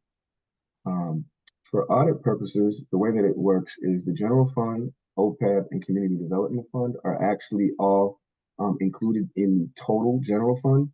So while we break it out for audit purposes, we do have to combine those all. So the actual total for the total general fund, including OPEB and community development, is $4,932,091. So the total of general fund, OPEB, and community development give us that number. For economic development fund, we had a beginning balance of 906,580. Again, we transferred 75,000 from the economic development fund to the general fund, and 11,750 to the community development fund. We looked down at the deposits. We had grant revenues of 75,000 for the economic development fund, and then 723,533 was moved from the CIP to the economic development fund, and then the ARPA expenditures total 430,000, with community development project grants being paid out for 10,000. This leaves us with a projected 2024 balance of 1,178,363. For health and wellness fund, beginning balance of 61,984. We had the 80,000 that town manager mentioned earlier of $80,000 rebate. And this leaves us with a proposed amount of 141,984. The next is the Special Revenue Fund, or the TIF Admin Fund, for Prince George's County TIF real property taxes. And this number comes from the debt service sheet that I presented earlier, but in the previous fiscal year's budget. That total was 433,602. And then we have the TIF admin fees and the TIF bond bill payments of 25,000 and 379,000, leaving us with a proposed total of 126,503. The next column is the debt service reserve fund. We had general fund to debt service to pay for debt service payments of 342,458. And then the TIF real property taxes totaled 130,229. And then the debt service payments, they totaled 466,941, leaving us with a proposed amount of 101,340. And the last column is the CIP. We transferred 1,106,258 to fund projects for fiscal year 2024 from the general fund. Additionally, we had a total of 278,748 for State of Maryland Highway User Fund revenue. The PEG funds total 13,168. Cable, I'm sorry, the various CIP funding sources, which typically include vehicles, $7,036. And then we had grant revenues that totaled 389,540. Again, we did transfer 723,118 back to the Economic Development Fund. And then we have state bond bills that total 700,000. So that includes all of the external deposit inflows for the CIP. And then we have a projected total expenditure amount for CIP projects of $3,717,081. And this leaves us a proposed fiscal year 2024 ending balance of $3,483,582 to carry forward to fiscal year 2025. So the next portion of this sheet covers the fiscal year 2025. And Mr. Jones, if you could clarify something, but when you say for CIP, there's 3.4 to carry forward, those monies are already allocated to specific projects. That's not new funds to then divvy up, correct? Yes, that is correct. When we cover the CIP pages, if it's not making sense right now, we'll be able to see all the projects and how all of that money has been allocated. Great. It's really just a matter of the funds not being expended yet, but they have been, as you said, accounted for. Okay, great. I appreciate that clarification. Thank you. Thank you. So yes, for fiscal year 2025, I will cover the transfers that we have proposed. Beginning with the first column, which is the general fund. So we have general fund to debt service reserve, a total of 397,323 transferred to the debt service fund. I'm sorry. For general fund to CIP, we have a significantly lower number because things are tighter for fiscal year 2025.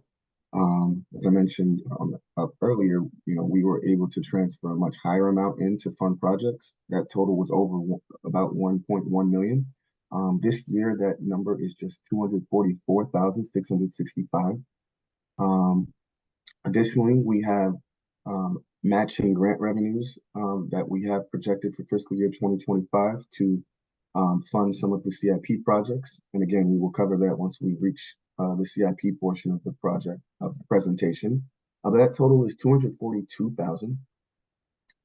General fund reserve to CIP, we are transferring 30,000 to CIP, 300,000 to CIP. And then we're actually transferring to help balance the budget. General fund to the operating budget, we have a total of 397,380. Next, as we come down, we have economic development to general fund ARPA. We have a total of 220,000 that we are taking from the economic development fund and transferring to the general fund. Another effort to balance the budget.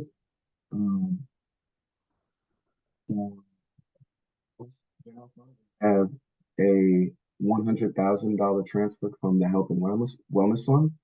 And this leaves us with a projected fund balance for June 30th, 2025 of $3,344,959.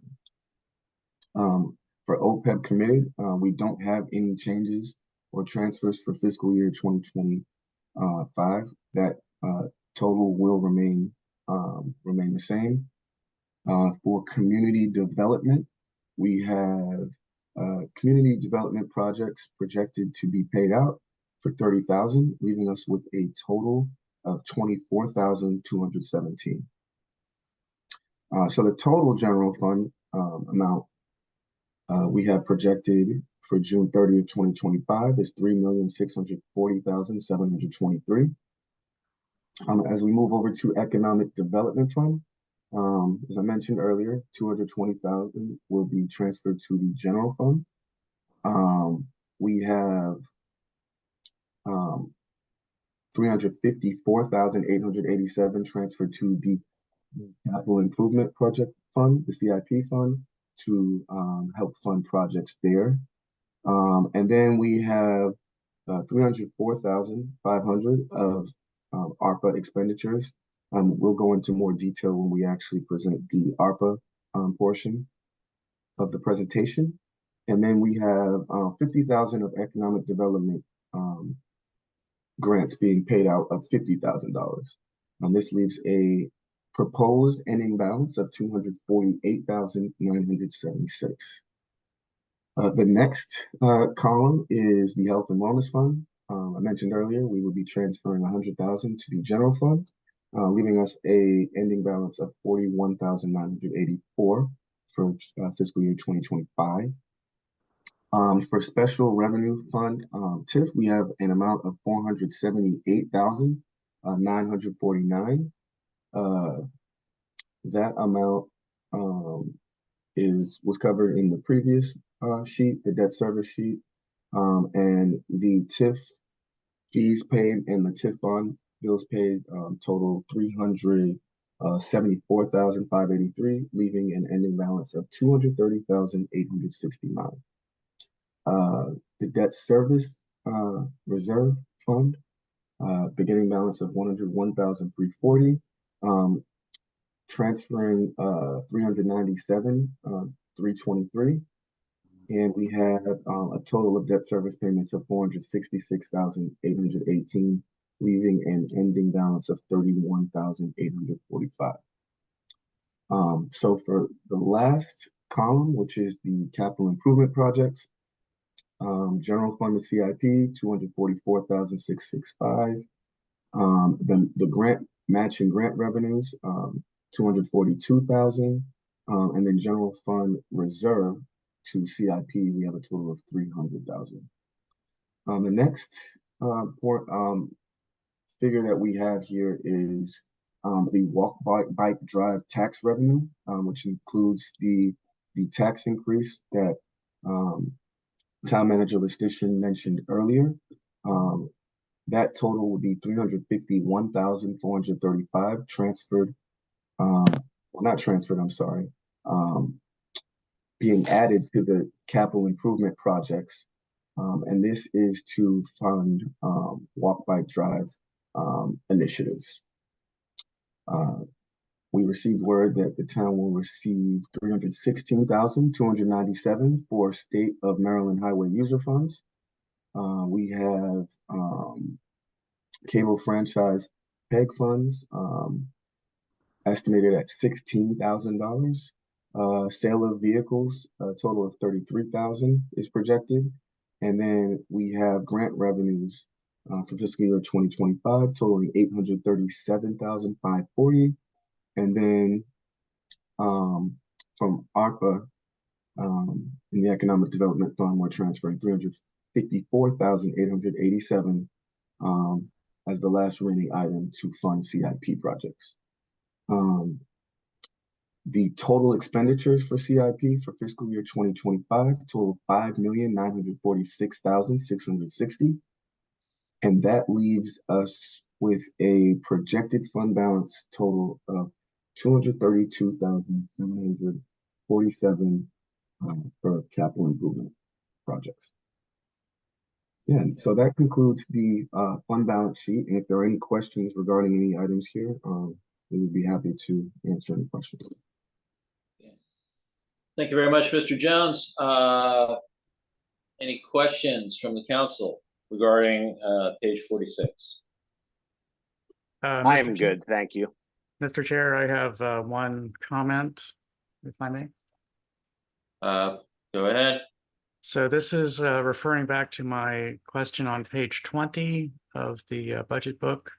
And the statement there is that 466,818 will be transferred to the debt service reserve fund to pay for the debt service payments. And I just believe that a more accurate statement would be that $397,323. The difference is that the debt service fund balance will be dropping by the difference between those two numbers. So we just ask that staff review the statement and see if they agree with that, and we can discuss offline. You said page 20 or page 19? Page 20, middle of the page, item number 2.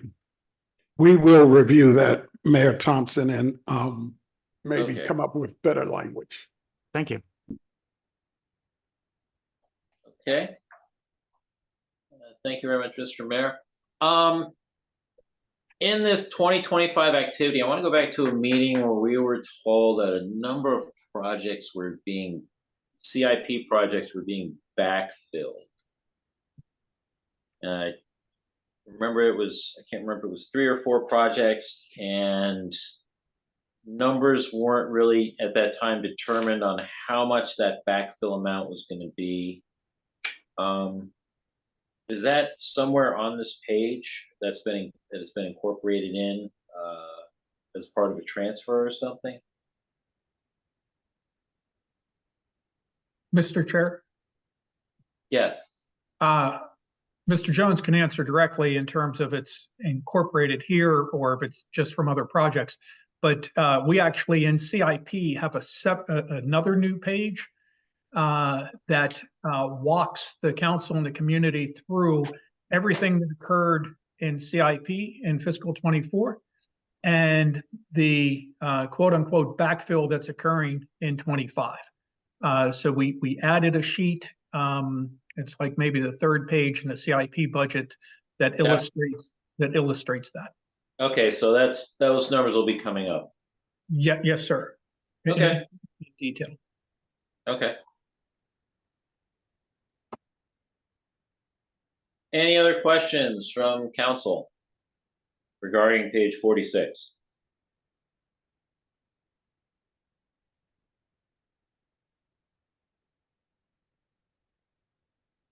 Any questions from any members of the public regarding this page?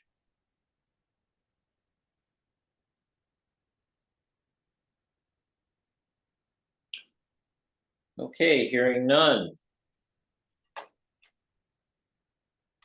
Take it we are moving on to the next section then. Thank you very much for that overview on those pages, Mr. Jones. You're very welcome. The next portion of the presentation covers the Town of Riverdale Park 5-year projections.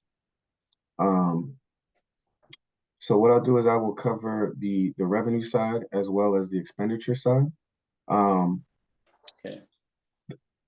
The first portion is the revenue. We have projections for the projected budget for fiscal year 2025 is in the first column. And then we have projections for fiscal year 26 up to fiscal year 2030. As you can see, we have a total revenue amount, which is the budget, of $11,020,589. Our projected total for fiscal year 2026 goes up to $11,231,698. For fiscal year 2027, that projected amount increases to $11,738,813. For fiscal year 2028, we're up to $12,090,979. 29, that total is $12,451,706. And for fiscal year 30, we have a projected amount of $13,370,422.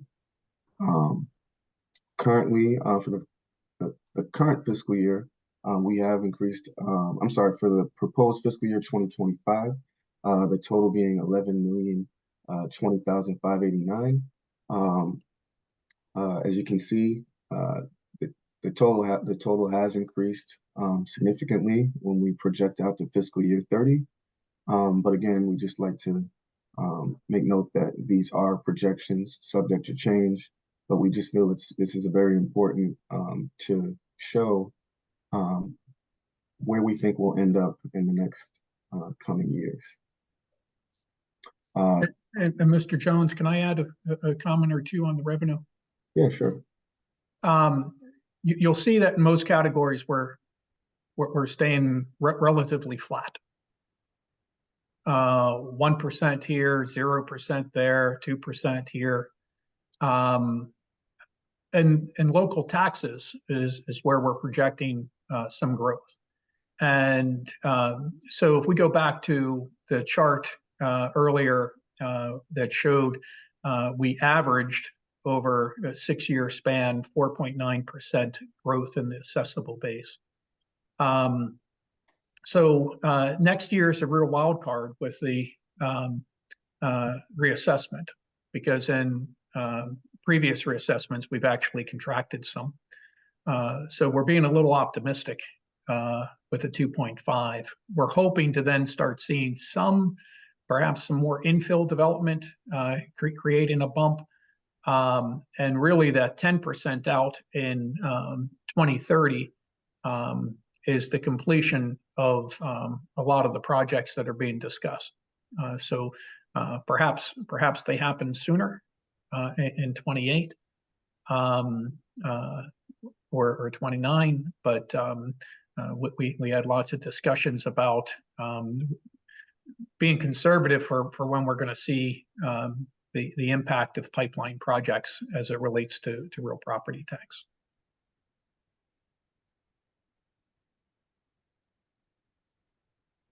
Okay. Yeah, I would say it's some of those projections on projected growth rates for local taxes are considerable. Especially out to FY 2030, a 10% increase year over year. In 2030. Yeah. Yes, and that's what we're thinking, that we will see the other buildings in Riverdale Park Station come online. The other projects that are currently being discussed, perhaps we'll see something east of the river in the next 7 years. With any luck, we'll see some increases there. And then there's other things that go into local taxes too. That's also our share of income taxes, which has grown steadily over the last 7 years. And so that would be including increases there as well. But with all that said, Mr. Jones will take a look at the expenditure side and see that in the out years some problems remain, or challenges, I'll say. Okay.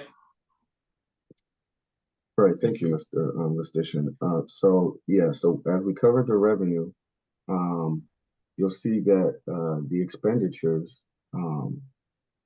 exceed the revenues. Again, the first column is the projected fiscal year 2025, which is the budget we're covering now. And then we will cover 26 up to fiscal year 2030 as far as projected expenditures are concerned. Let me see. I can lower this. So the projected fiscal year 2026 expenditure total is $11,575,603. For 27, that number is $12,179,333. Fiscal year 2028, we have a projected expenditure total of $12,821,861. 2029, that figure goes up to $13,506,858, and 2030, that total is $14,687,881. And if I can just add on there, because you'll see a corresponding 10% jump in salary expense that year. We would have to grow the staff team. We're starting to grow the staff team now, but if we have 2,000 more residents, we're going to have to grow the staff team in the out years. So we plugged in a steady progression 4%, boom. And that's just to illustrate to the council, this growth is coming. The expenditures are going to increase. And we just have to be aware of that and plan for that long-term growth in staff. Yes, and as Town Manager Letitia mentioned, as the expenditures total, increase. You'll see that the revenue net expenditure totals. We have a balanced budget for fiscal year 2025, but that revenue net expenditure figure that we have a negative of 943,000 for fiscal year 2026. And that revenue net expenditure deficit that you see here, it increases each year. So this is something that, we continue to monitor as we make plans for the current fiscal year 2025. And as we look to the future to where we'll be for the upcoming fiscal years. And Mr. Jones, if I can add one extra comment here, you'll notice that we're saying pay-go capital expenditures. And we have to get more in line. We've been trying over time with grants and that, but we have to get to a place where the current year revenues are going for current year expenditures.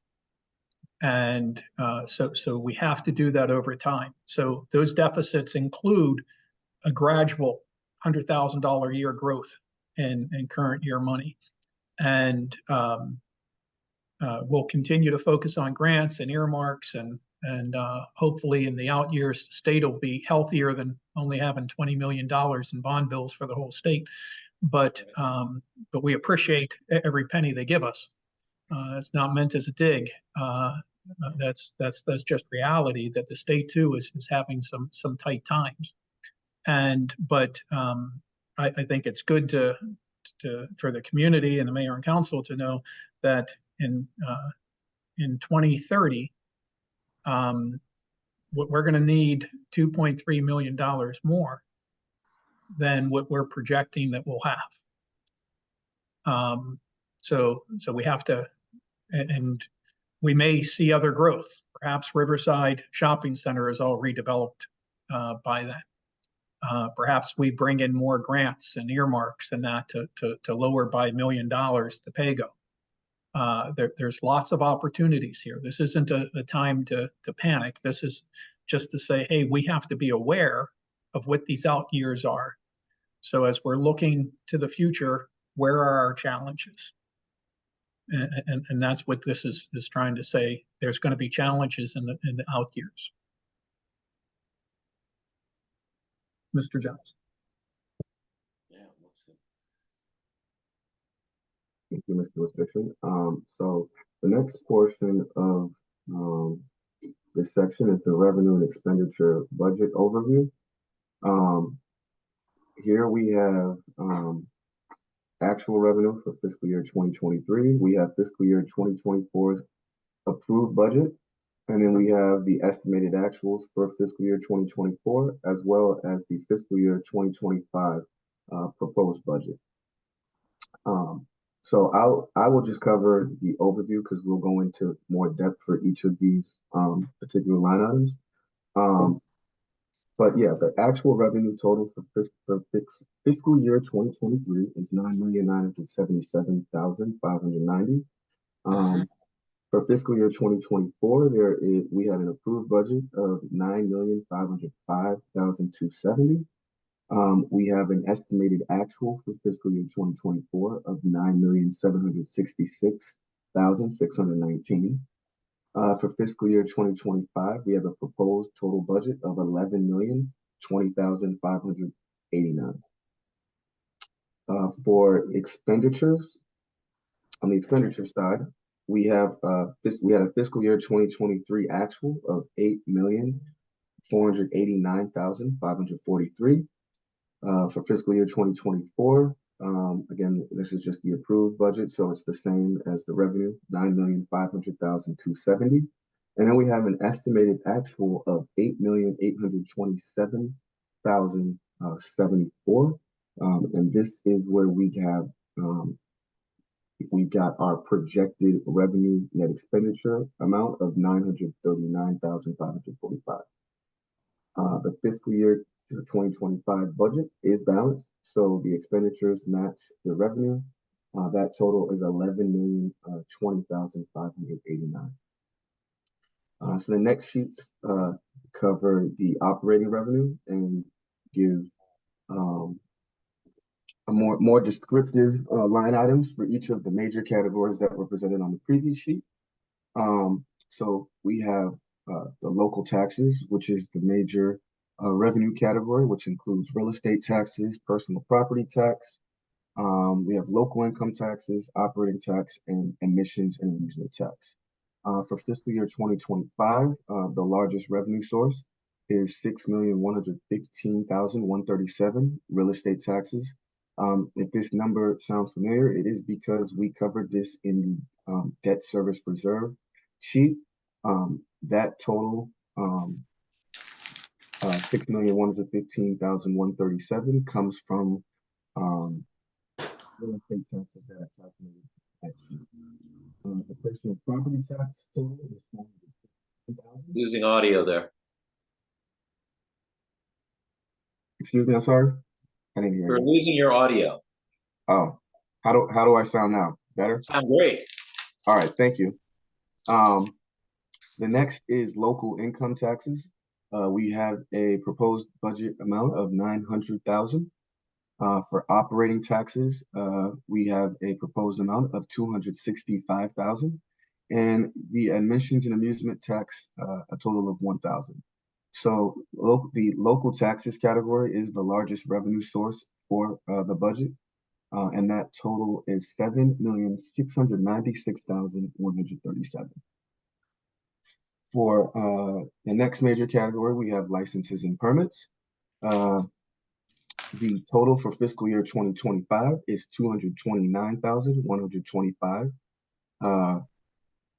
We have the multifamily rental licenses. This also includes single family rental licenses, building permits, business licenses from the county, parking permits, alarm registrations and reductions, utility permits, and other licenses and permits. That the total for 229 is up a bit from the previous fiscal year of 196,930, and up from the estimated actual total of 183,840. Main reason here is we have an increase in revenue projected in the multifamily rental licenses, with the projected increase there, as well as business licenses. We were fortunate to discover additional businesses that could be billed for fiscal year 2025. So we do have an increase there as well. The next category is administrative fees. We have a projected fiscal year 2025 amount of 2,100. Fines and forfeitures is the next major category. We have an increase here with parking citations as we intend to implement a new parking citation service. So we do have an increase. The total last year, or the current fiscal year, being 45,500. That number now is 72,500. Next major category is the automated safety programs. Here you'll see a large increase as well. The total budget for fiscal year 2024 is 1,127,000, and we see that increase to 2,168,750. The reason being is we have an anticipated increase in Safe Speed for Students revenue, which is our speed camera revenue, as well as the automated red light enforcement program, which is expected to be implemented in fiscal year 2025. The next category that we have is the grant revenues. We have state aid for police increased from 164,836 to 250,000 for fiscal year 2025, as well as a police grant that totals 41,666. So the total for fiscal year 2025 in grant revenue is 291,660. The next major category is reimbursements, rebates, and refunds. This includes the reimbursement category and the disposal fee rebate. We have a total of 22,336 for this category. And the last is other revenue. This includes your transfers in, as well as other miscellaneous revenue sources, which include cable TV, franchise fees, investment interest income, contributions from ACP, service revenue, recycled scrap metal revenue, other primary income, and then again the transfers in. So the total that we have for this major category is 537,975. We have transfers in, and this was covered on the fund balance sheet, of $100,000 from the health and wellness fund. We have a revenue net expenditure transfer in from the current fiscal year 2024 of 77,380. And then lastly is the transfer in from Economic Development Fund of 220,000. And that covers the transfers portion. Additionally, we have the cable TV franchise fees, which total 55,000. Investment interest income 74,595. And then we have the interest income total of 650. So that covers all of the major revenue categories for the fiscal year 2025 projected budget amount, and that is again 11,020,589. If there are any questions regarding the revenue portion, I'd be happy to answer. Thank you very much, Mr. Jones. Any questions from the council regarding pages we've covered, essentially page 52 and 53? Okay, I have one, as I have every year, and I am curious as to staff's thinking on the marginal propensity for folks to press down with their right foot to the tune of an additional $630,000 for this next coming fiscal year. Mr. Chair. Yes. So that is with the assumption that the mayor and council will adopt the change that we've been talking to you about for the last 6 or 8 weeks. And that is to move from the school zone to the residential district enforcement. And instead of having enforcement Monday through Friday, 6 a.m. to 8 p.m., but it would be 7 days a week, 24 hours a day. We actually believe it's still a conservative projection because last year our actual was 1.6, I believe. Mr. Jones, right. correct me if I'm wrong. So it's likely to be more, but we don't know. And the goal is behavior modification. Mm-hmm. So we want to be conservative. This is a new thing. And it ties to my earlier comments that we don't want to make structural changes in the budget, adding staff until we see where our revenue projections land. But we do believe that that's a conservative increase. What is under the current program, what are the total number of hours in a year that those cameras are active. Well, In the sense that they're, if someone is speeding during that time, in that time frame. So 6 a.m. to 8 p.m. Would be 14 hours. 14 times 5 times 52.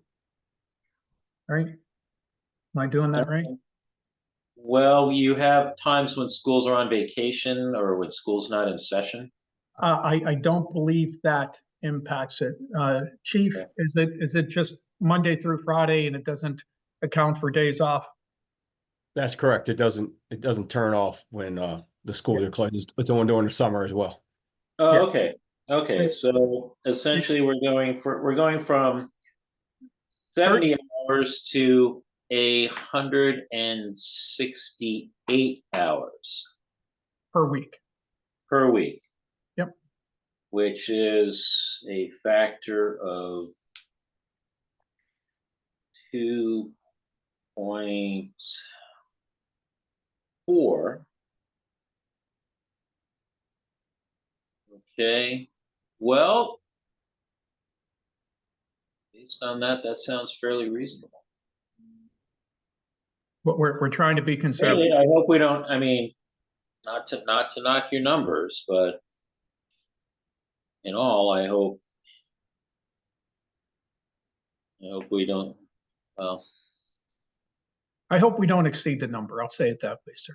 there you go. Thank you. I hope we don't succeed it. If we exceed that number, then that will give us insight into the disregard for the safety of our residents in town.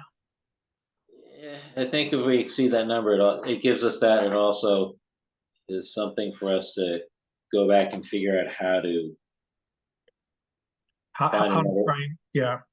find another avenue for reducing such a high flagrancy rate. Yes.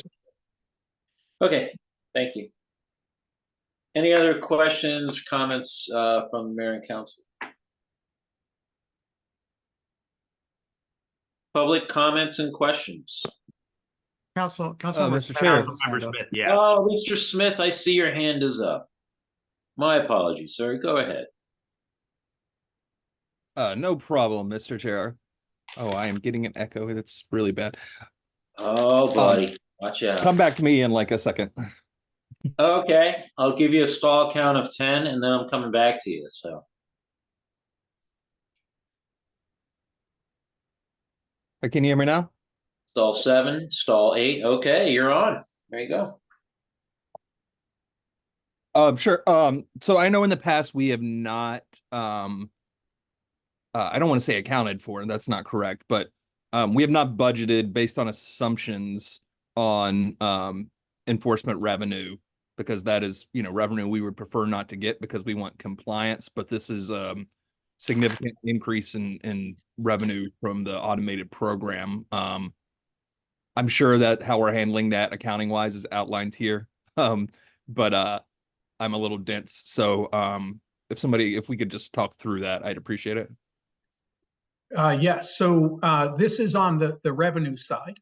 And so we're projecting, for example, on the safe speeds for students, which is the speed enforcement, automated speed enforcement. Our projected actual at the end of this year is 1.150 gross revenue. And we're projecting for next year to be 1.655. Now, we've seen a slowdown for a number of months, and unfortunately, Mr. Jones has reported to me that he's starting to see things increase again. But sure will as it gets warmer. But our actual gross revenue last year was 1.6. So we're not going much higher than the 1.6, even though we are going to have the cameras hopefully 24 hours a day, 7 days a week. So we actually think it's a very conservative number. And so we're trying to factor in that some people are just going to slow down. If we were to take the factor of 2.4, as Councilmember Lingua calculated a few minutes ago, I think that's a number he had, we would actually have a much higher number plugged in here than the 1.6. May I chime in on that? Yes, sir. That number would be, if we were to go on that, going on what we budgeted in 2024 of $1,025,000. If we were to, with the increased number of hours, if we were to just do a straight extrapolation of that of 2.4, we would be budgeting, or staff would be budgeting, $2.46 million in the safe speed for student column. The fact that you are looking at essentially an amount that's easily or just under $800,000 less leads me to think that that would be a fair amount to budget for. That it's more than likely a conservative estimate. I hope it's a very accurate estimate based on the additional number of hours. I don't think it'll be a straight extrapolation, and it might be that hopefully we are close to that number, but that's how much it would be if we were going just on a straight factor on what we budgeted this year. And our goal, to Councilmember Smith's statement, we do our best not to rely on these unpredictable revenue streams. And that's why we are as conservative as we are when it comes to fine revenue. Thank you, Mr. Town Manager and Mr. Chair. The second question is, what's the threshold on the automated enforcement upon which we have to cut a check back to the state? Because, like, I know there is a point, there's a percent, we can only get a certain percentage of our budget from that, right? So suppose everyone's right foot that drives through Riverdale Park just gains 10 pounds overnight, and we're bringing in 5 million, right? I assume there's a portion of that we have to cut back to the state. And that's just a notional amount I'm throwing out for the sake of argument. But what do we know what that number is when we cross that threshold that we have to give money back? Yeah, it's my understanding, Paul Gentry, help me out here, it's 10% of the town's operating budget, I believe. That we cannot exceed 10% of the town's operating budget, and or the town's budget, because we could use funds for some select CIP, I believe. And so we can always increase the operating budget so as to not have to give money to the state if that's what we're experiencing. You can always increase your expenditures. Got it. And then is it fair to say that if this program does, you know, what we hope it does, the reason that we are looking to implement it, that in future budget years we would see diminishing returns on citation revenue from that? That's our goal. Sure. Yeah. And I would hope we see diminishing returns. That's the goal. But really, we're being very conservative here, as Councilmember Lingua has pointed out. We're 800,000 under just a direct factor multiplication. Yeah, I understand that. And I also, you know, based on the numbers we've been briefed on previously, you know, that's even a direct factor multiplication would be, again, based on the projections we've been given, would still be a conservative estimate, right? Because we're told yep, there's a lot more speeding happening outside of the hours that our cameras are live than is happening during them. So my question is more from less from a financial perspective, but more just a policy perspective. If we do not see those diminishing returns, and the indication is that we're running this program and we're, you know, doing great on revenue, but it is not achieving the policy goal of reducing speeding, what would be the recommendation from staff of how we rethink this program? And So that's a hypothetical about something that may happen a few years in the future, and not an entirely fair question for you, Mr. Town Manager, but I'm just interested in the policy implication there. yeah, I actually have a response for you. So in the best case scenario, we'll have to raise property taxes. And the best case scenario is that individuals will comply, and if they don't comply, we can modify our streets, we can have more education, we can narrow streets with bump outs and bike lanes. We can do all those things to slow folks down. And that's a good, they're all good measures. But if we refer back to the restricted use revenue coming in from this program, it has to be used towards public safety. We currently use it to offset general fund contributions to the police department. If this program falls because everyone complies, and let's say we're down to 200,000 a year, we're still going to need just as many police to respond to calls. And so that'll have to be funded from something else. And so if we achieve success, our expenditures don't change. The revenue drops, the restricted use revenue drops, but the expenses for providing police services remain. And that's why I said ultimately success looks like a tax increase in future years. Thank you for that. I'm more asking about failure, though. What if we don't see that success? What if speeding continues to remain flat, or even increases? Just if the indicators are that the program is not resulting in people slowing down, and lessen the budgetary impact, I'm wondering if, and maybe this is just something for mayor and council to think about, of whether we would look to continue a program that is bringing in substantial revenues, but not resulting in the behavior change that it's designed to achieve. Well, ultimately, that's a mayor and council decision. I would say that in part answer, and I'm repeating part of my previous answer, we would also be implementing our education and our environmental changes, our engineering changes to try to slow people down as well. Right. Ultimately, though, if we're still seeing people speed, the one thing that you cannot measure in any types of these programs is the deterrent. So while there may be X hundreds or thousands of people speeding, we're not sure how many aren't. Because of the existence of the program. A deterrent is something that in this type of case, I'm unaware of how you would measure. I certainly agree, Mr. Town Manager, that is near impossible to measure the effectiveness of automated enforcement. And I'm being cheeky there. I know that was not your point, but I appreciate the answer. No, but I think that's accurate, because sure. The conclusion goes both ways.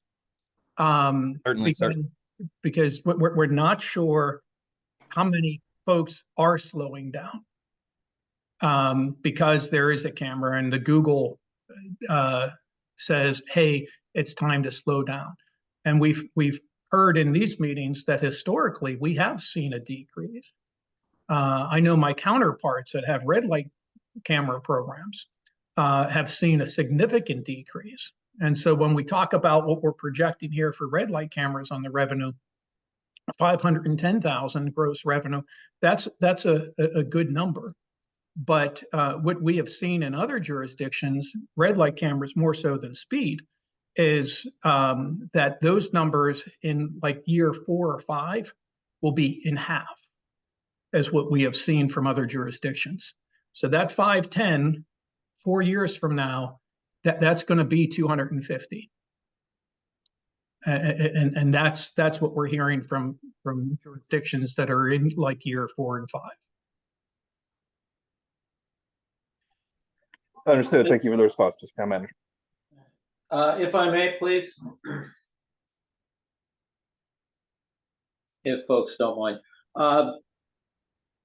In addition to that is really, I mean, in terms of like, what if we find that we're still seeing the same number of speeders or at the same pace? I think really for us, it's really something that we can start thinking about now. I mean, this is one approach to encourage, to essentially address speeding in our community through fines, through an enforcement, and the other one can come by design. And I think that's something that we also need to consider as well, and not really waiting after a year, look at the numbers and say, oh, well, gee, where the numbers are, oh gosh, we're still seeing the same amount, same amount of people, the rate at least, continue over that entire period.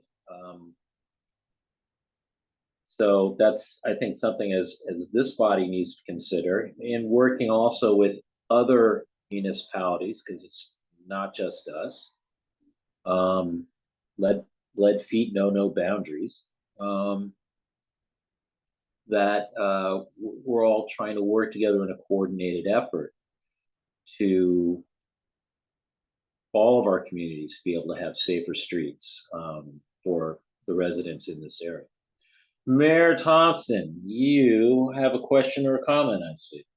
So this is just a quick comment to answer the question from my honored colleague from First Ward, that I believe if we see this as not being effective or as not reducing over time, that as we did, or as we sort of accidentally did up on River Tech Court, that we would add in the environmental and engineering controls. And I believe, I at least anecdotally saw a decrease in speeds when the cameras went up, and we saw a measurable decrease in fines when the bike lane edges went up there. And so I think that we would focus on that sort of project in the future, should we see this not lowering the rate of speeding. Thank you, Mr. Mayor. Thank you very much, Mr. Mayor.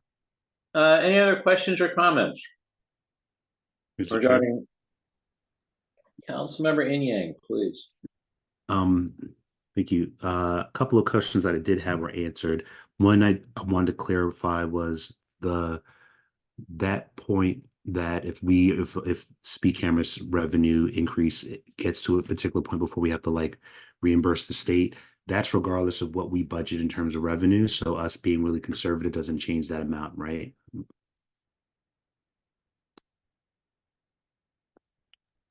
That's correct. Sorry, I couldn't get to the unmute button. Pressure increases when you're under pressure. Yeah. Yes. But yes, it doesn't change. Okay, that's good, because I think it's, I granted, good to be conservative. I do think it's probably really conservative, especially considering the fact that there's more speeding on non sort of school day hours plus weekends, and so we'll probably see a fluctuation for the first couple of years as people hopefully change their behavior. But I think, and then so was at least my second question of we're required to spend these funds on sort of like police. What was the requirement on it? Could we use funds that we generate from here to do road improvements to make roads slower, or we'd have to basically use it only to fund public safety or like police stuff? I guess you get a little answer in terms of how the money can be spent. It's spelled out in state law, and I know Paul was pulling up what the actual requirements are. Chief, do you have some additional insight there?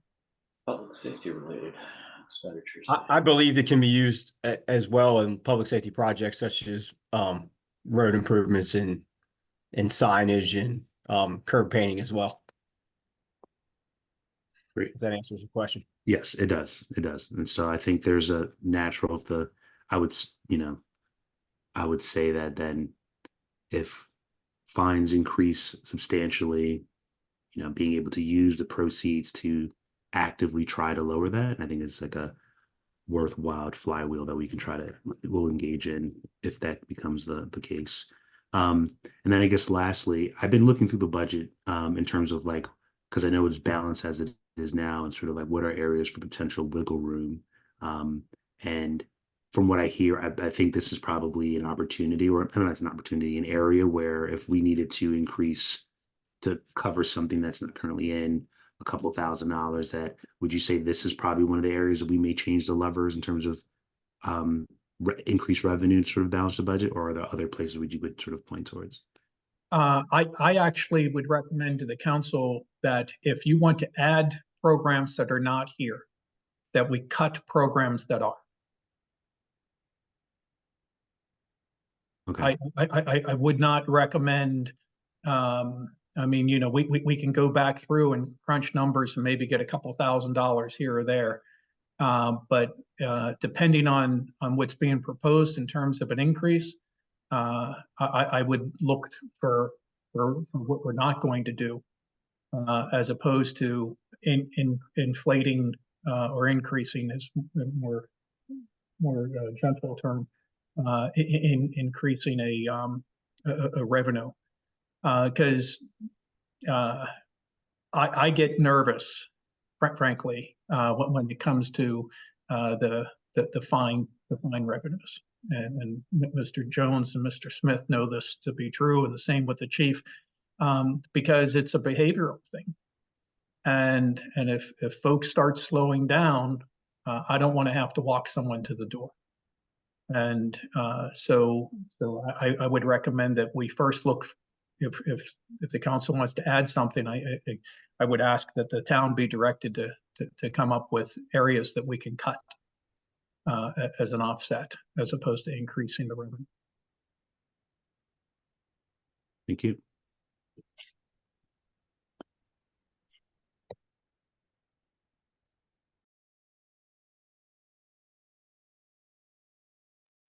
Thank you very much, council member. Additional questions from council regarding this? Questions from the public regarding this? I'm good, Mr. Chair. I enjoyed that dialogue, though. That it was very positively influencing to hear the different dialogues we have about speed enforcement in this town. I like to hear those opinions, and it helps, you know, mold mine. So it was a good dialogue. Thank you, council. Glad you gained something from it. Public questions? Yes, thank you. Yes, sir. Please. I was just curious, is there a percentage of fines that aren't collected or aren't collected in a timely manner? And if that's the case, I was curious if these numbers are taking that into account. Actually, there are. You'll see in line item 4310, safe speed for students prior years. That's when later, you know, fines not paid in a timely manner come in. And go ahead, sir. And Mr. Chair, so yes, the short answer, Ms. Katz, is yes. We do factor in uncollectible, and we factor in, I think, on all of our revenue sources, uncollectible. Because, you know, we'll have a rental facility, an apartment house being rented out, and then it's sold and it's no longer rented. We would spend more going after that $100 in a fee than what it's worth. So we do have doubtful accounts, and then we have write-offs that we make when something is determined as uncollectible. Okay, thanks.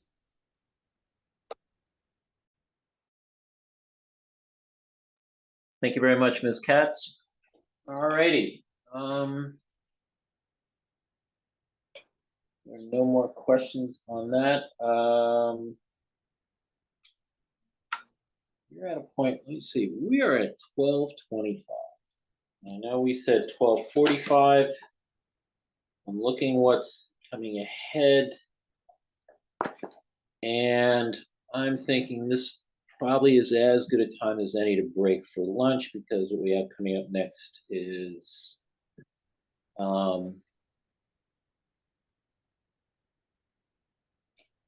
essentially onto another section. This is probably as good a time for a clean break as any. So I would say, why don't we break for lunch now, return. Let me see, we're at 12:26. Mr. Chair, Yes, Mr. Mayor.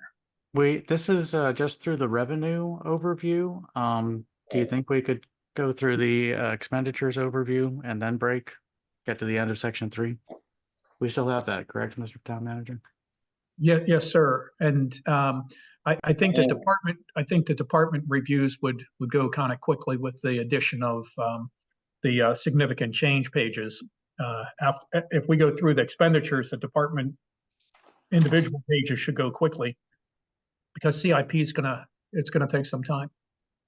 Okay, so you want to do the expenditure part? Oh, okay, I see what you're saying. So essentially, take care of pages 55 and 56, or actually 54, 55. Exactly. Right. Well, we could do that. I think we could probably do that in 20 some minutes. Okay. Mr. Good Chair? idea. And yes, council member. Just for my own awareness, what's the agenda in terms of, is there like we're trying to get through X amount of sections in the budget book by today, by this hearing? We had a agenda put up. I'm trying to pull this up right now.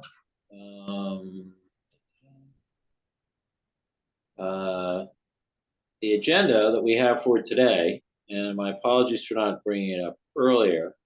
I made the assumption folks were already aware of it. We're looking at budget overview today, police services, Department of Public Works, CIP, and economic recovery strategies. So essentially sections 1 through 3, 12 through 15, 16 through 18, 19, and 20.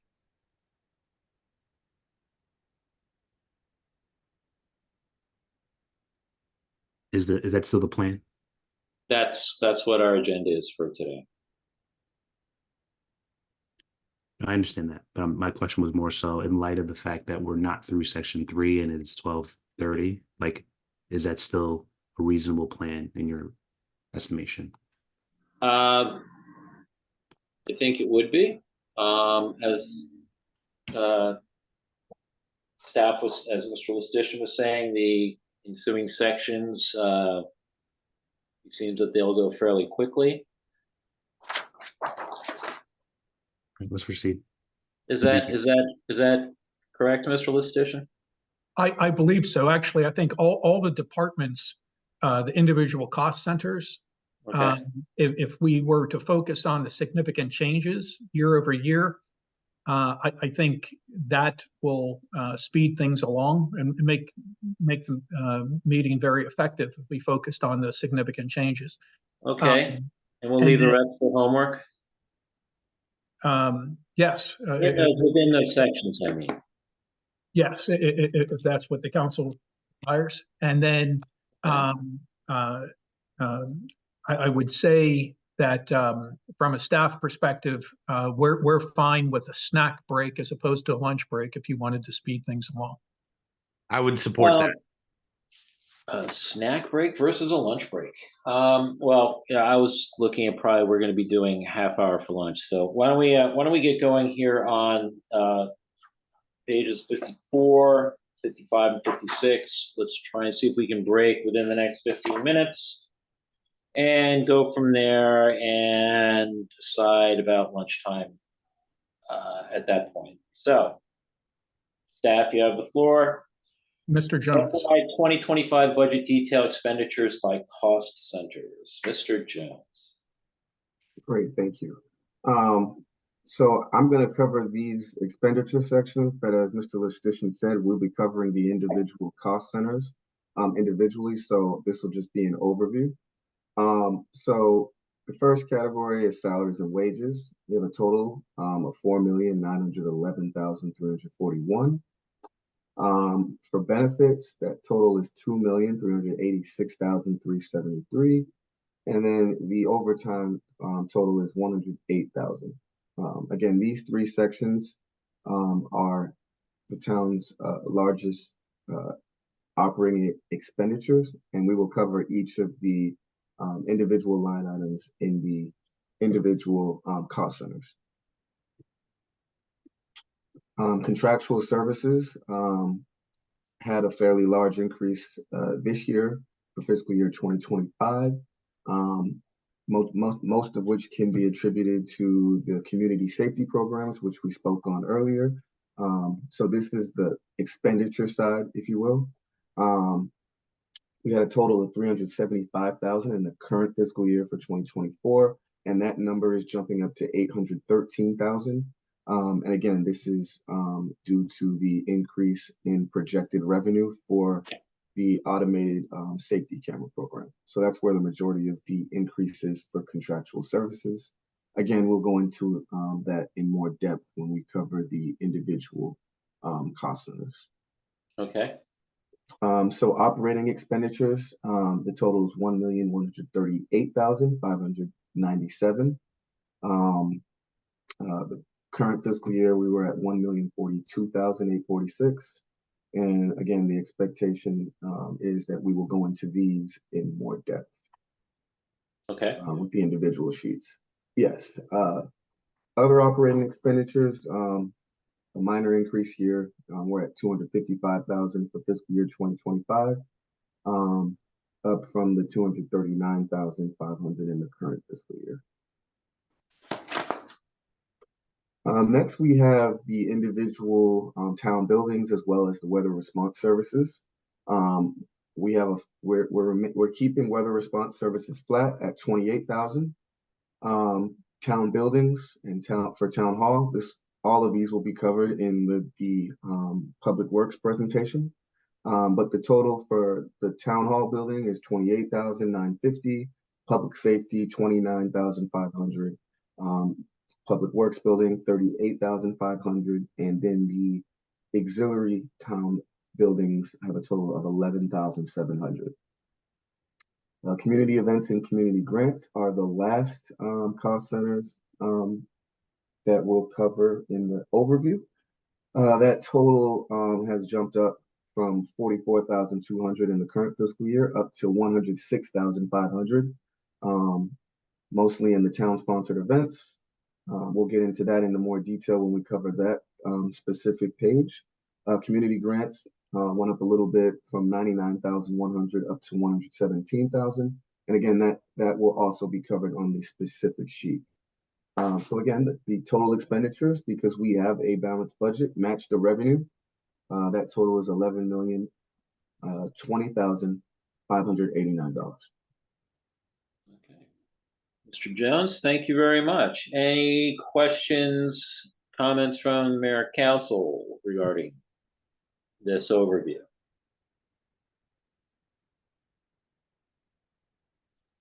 Mr. Chair? Yes, Councilmember Inyang.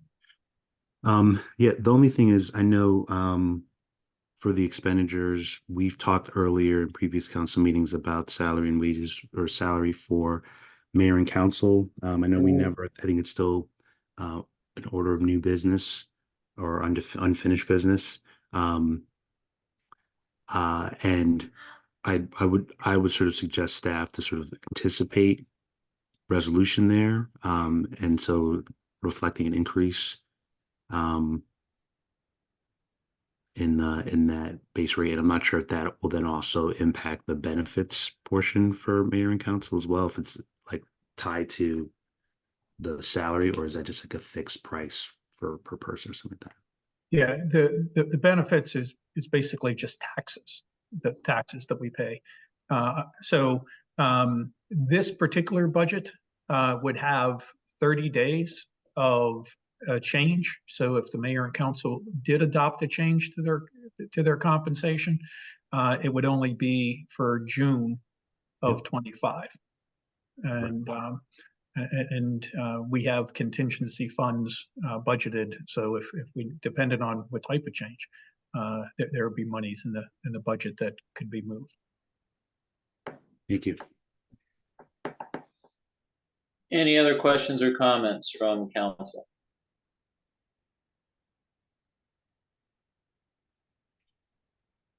Any questions or comments from the general public?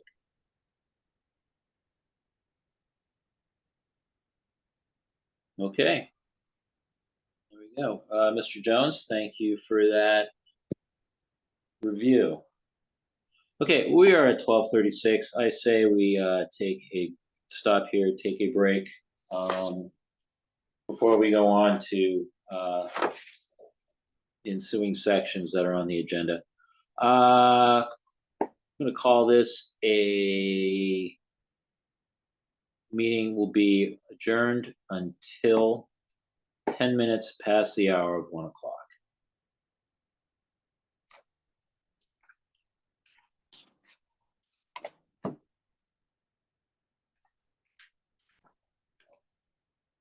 All right, 10 past the hour. All righty, here we are, 10 past the hour, part 2 of our first session on the Town of Riverdale Parks FY 2025 budget public hearings for today. My apologies for not going over the agenda earlier. It was an oversight on my part. I made an assumption, erroneously so, that this was something that folks were apprised of. We have gone over the budget overview sections 1 through 3. We're going to go over this afternoon police services sections 12 through 15, Department of Public Works sections 16 through 18, capital improvement project budget overview section 19, and economic recovery strategy fund ARPA overview section 20. And with that, I will turn this over to staff for the presentation, starting with police services sections 12 through 15. So thank you very much for that. And I am going to hand it off to my team to walk the council through this. I know there's different folks having different speaking parts. So, all right, so I'm going to begin covering the budget overview sheet from police services. This sheet should look familiar because we've used it in previous budgets. And then I will hand it over to cover the new page that we have, which is the significant changes. So for fiscal year 2025, using the same categories we've used in the past: salaries, wages, employees, benefits, overtime, contractual services, and operating expenditures total $4,030,510. Salaries and wages are up a little from the previous year, $2,288,063. The benefits increased as well as the salaries increase. And then we have an overtime amount that has increased a little bit from the previous fiscal year, up from $64,000 to $77,000. Contractual services remains pretty flat at $40,523, and then the operating expenditures are up a little from the previous fiscal year at $389,230. The staff headcount remains unchanged. We have a total of 24 in fiscal year 2023, 2024, as well as fiscal year 2025. This portion of the presentation, in the bottom right corner, we used to have significant changes there, but moving forward this year, we've actually dedicated an entire page to the significant changes. Here we have charts as well that illustrate the salaries, wages, benefits, overtime, as well as the operating expenditures. And then we have a expenditure by year. We have a graph that shows the actual expenditures for fiscal year 2023, totaling $3,608,000. The budgeted expenditures for fiscal year 2024, $3,822,000. We have an estimated actual that falls a little bit below the budgeted amount, and that is attributed to vacancy savings that Town Manager Lestitian has mentioned earlier. And then we have a budgeted amount that goes up to $4,030,510. 57% of the budget is salary and wages, 31% employee benefits, and then 2% overtime, 1% contractual services, and then 9% is operating expenditures. Also, we have a new page included here that shows the budgeted expenditures in comparison to budgeted revenue. So the revenue, which we covered in section 3 for the police department, totals $2,242,250, with the expenditures totaling $4,030,510. So this page was really just an extra page where we wanted to illustrate the expenditures that are incurred in police services, but to also show the revenue that's brought in from the police services. And this is the new page that covers the significant changes of police services. And I will let the PD have a say here about the significant changes. Excuse me. Thank you, Gentry. And good afternoon, everyone. So, as Gentry said, this is a new page with significant changes that shows the percentage. So the first one is salary. This reflects a organizational-wide 2.5% cost of living increase and the continuation of a merit step increases included in the approved pay range for a 5% increase. As was touched on earlier, same as benefits, there's no increase in healthcare rate. However, the budget for healthcare benefit varies based on the number of participants, whether the participant is a single or a family plan. Additional to the budget increases that are tied to the salary increases, these include retirement plan contributions, workers' compensation, FICA, and unemployment tax. We do see an increase in overtime. The budget reflects an increase in overtime costs due to the increased employee salaries, as well as the need to backfill vacancies. Additionally, we see the majority of our overtime is spent in court costs, and the court is still catching up from being shut down through COVID. And that's where we see a majority of that. And additional costs in overtime is some of our complex criminal investigations require a little bit of overtime. Contractual services is up just no certificate change, just 1%. And that's our Lexapol for our policy manual, as well as I believe our body worn camera and taser contracts. And operating expenditures are up approximately 6%. Change includes an increase in training. A lot of training now is done in person compared to when it was done virtually, as well as there are some state mandated training that we have to comply with that increases that our training budget, as well as new hires going through the police academy. We have one getting ready to start the academy in the end of April, and we anticipate there's a chance that we may hire one or two that may go through the academy next year. And overall, there's no other operating expense changes. And if there are any questions, I'll take them at this time.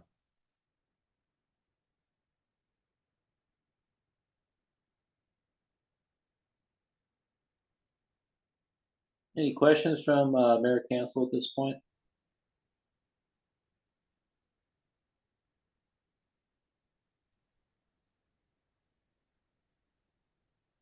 Mr. Chair? Yes, sir.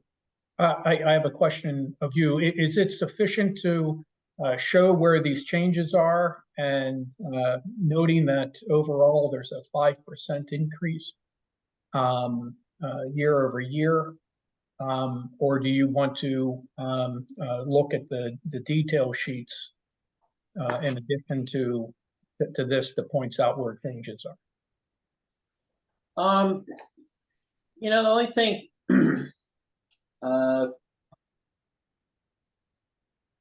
no, I'm all right with what we're seeing here. The one large increase that we're looking at that the acting chief explained was regarding overtime premiums, which due to nature of the work and what's being asked of the department to do is fairly self-explanatory.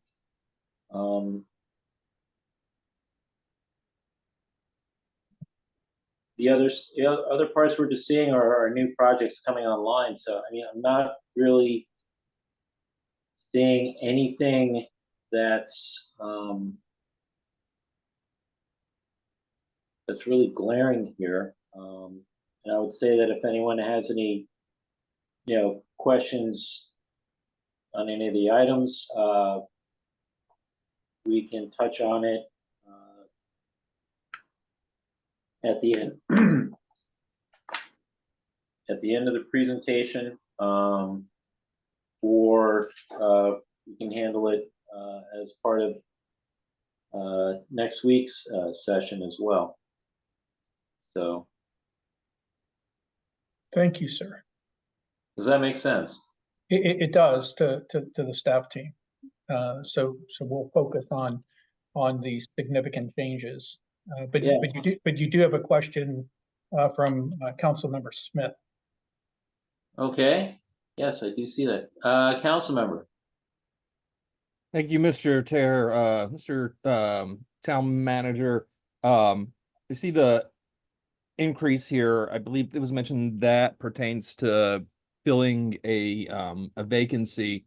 So the number here does not include the proposed additional position for community safety that we had discussed.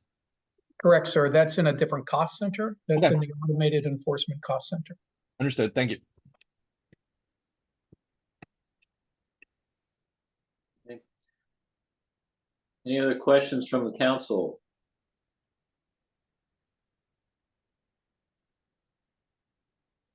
Public questions?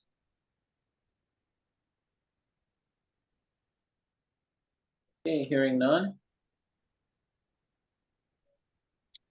All right, so I will move to the next section, which is police admin services. The fiscal year 2025 projected budget amount is $118,278. It includes salaries and wages, employee benefits, as well as operating expenditures. There are no changes to the staff headcount as it remains at 1. Here we have, like all of the other summary sheets, the actual $111,575 for 2023, a budgeted amount of $111,338 for fiscal year 2024. We have an estimated actual of $109,271, and then we have a budgeted expenditure amount of $118,278. And then we will cover the significant changes here as well, and I will turn this over to Thank you, Gentry. Again, we see minor changes in the police administrative services. The salary is the same, reflects a 2.5% COLA and a merit step increase in the approved pay range. Okay. Same with the benefits as in the last call center, healthcare benefits that include retirement contributions, workers' compensation, FICA, and unemployment tax. Okay. There is no overtime authorized, so there's no significant changes here. 0% contractual services, there's no change. Operating expenditures, there is no change. Okay. Or in the other operating expenditures, there's no significant change. The 5% increase overall. This is relatively minor. If there are any questions. Any questions from the mayor and council? Okay. Any public questions? Okay. Seeing and hearing none. Thank you very much. Our next is public safety communications. So the total projected budget amount for this particular cost center is $588,915. This includes the salaries, wages, benefits, overtime, contractual services, operating expenditures. The total headcount for this particular cost center has not changed either. 5.5 for 2023, 2024, and 2025.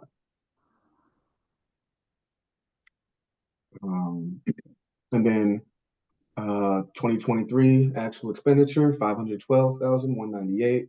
The budgeted amount for 2024, 573,255. We have an estimated actual of 542,499, and a budgeted expenditure for fiscal year 2025 projected at 588,915. And then we have the significant changes. Thank you again. As we'll see in this cost center, there's not much in the way of significant changes. Again, for the salaries, it's a 3% increase, includes a 2.5% cost of living increase, as well as a merit step. The benefits are the same as the other cost centers. The overtime premium remains the same, is unchanged, so no significant change. Contractual services remains the same. Operating expenditures is a minor $46, 1% increase, and other operating expenditures is 0% for an overall increase of 3%. So if there, and as Gentry mentioned, there is no additional staff changes in this category. So if there are any questions at this time?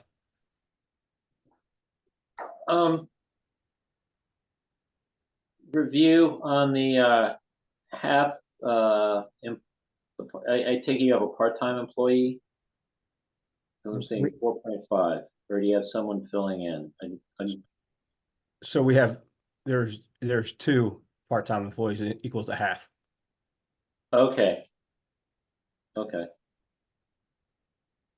And Chief, correct me if I'm wrong here. I just wanted to highlight for the council. You see that depending on the rounding, we're 5+% typically on salary increases.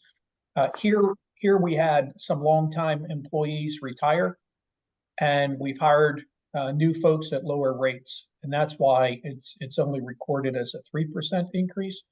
Right. In case anyone was wondering that. Yeah, I I think had as well thoughts as on our current communication manager, or our last communication manager, when she retired, had been here a long time. So the new communication manager that we promoted had been here less time, so the salary is less. So. Okay. Okay. All right, that's the only one I had. Any other questions from the mayor and council? Public questions? Okay. Thank you very much. Thank you. And then the last for PD would be the community safety programs. So for this particular cost center, we have a projected budget amount for fiscal year 2025 of $1,013,237. This includes the salaries, wages, employee benefits, overtime, and then contractual services and operating expenditures. You will notice that there has been a significant increase in this particular cost center, and this is attributed to the contractual services portion. That'll be covered in the significant changes. Additionally, the staff headcount has increased from fiscal year 2023 and 2024. We have added a community safety specialist. So we have a total headcount in this cost center for 2. And yeah, we will cover the significant changes on this page right here. Thank you again, Gentry. So as was mentioned, there will be there's a proposed staff increase. So which shows an increase in the salary of 71%. The budget also includes funding of a community safety officer whose position will be funded by revenue generated through automated enforcement. This also will play a crucial role beyond automated enforcement. They will be active in the community as well, contribute to education initiatives as well as drug awareness and driver safety, as well as present at community events. Okay. As well as benefits, there's no increase in healthcare rate. However, the budget and healthcare benefit varies based on the number of participants, whether the participant is single or family plan. Additionally, there are budget increases that are tied to salary increases. These include retirement plan contribution, workers' compensation, FICA, unemployment tax, specialty tax for the community safety programs. The increase is related to the new position. There's no significant changes in all overtime premiums, 0%. And you see the large increase in the contractual services. This budget reflects substantial increase in automated enforcement program costs, which reflects both the move to residential enforcement, residential speed enforcement, as well as a full-time implementation of the red light enforcement program. Okay. Operating expenditures in this budget have been adjusted to reflect a decrease in allocation for training conferences, so it's has gone down 10%. There are no significant changes in other operating expenditures. And I'll take any questions at this time. Could you touch on the decrease on training and conferences? Is that they're just fewer to go to, or?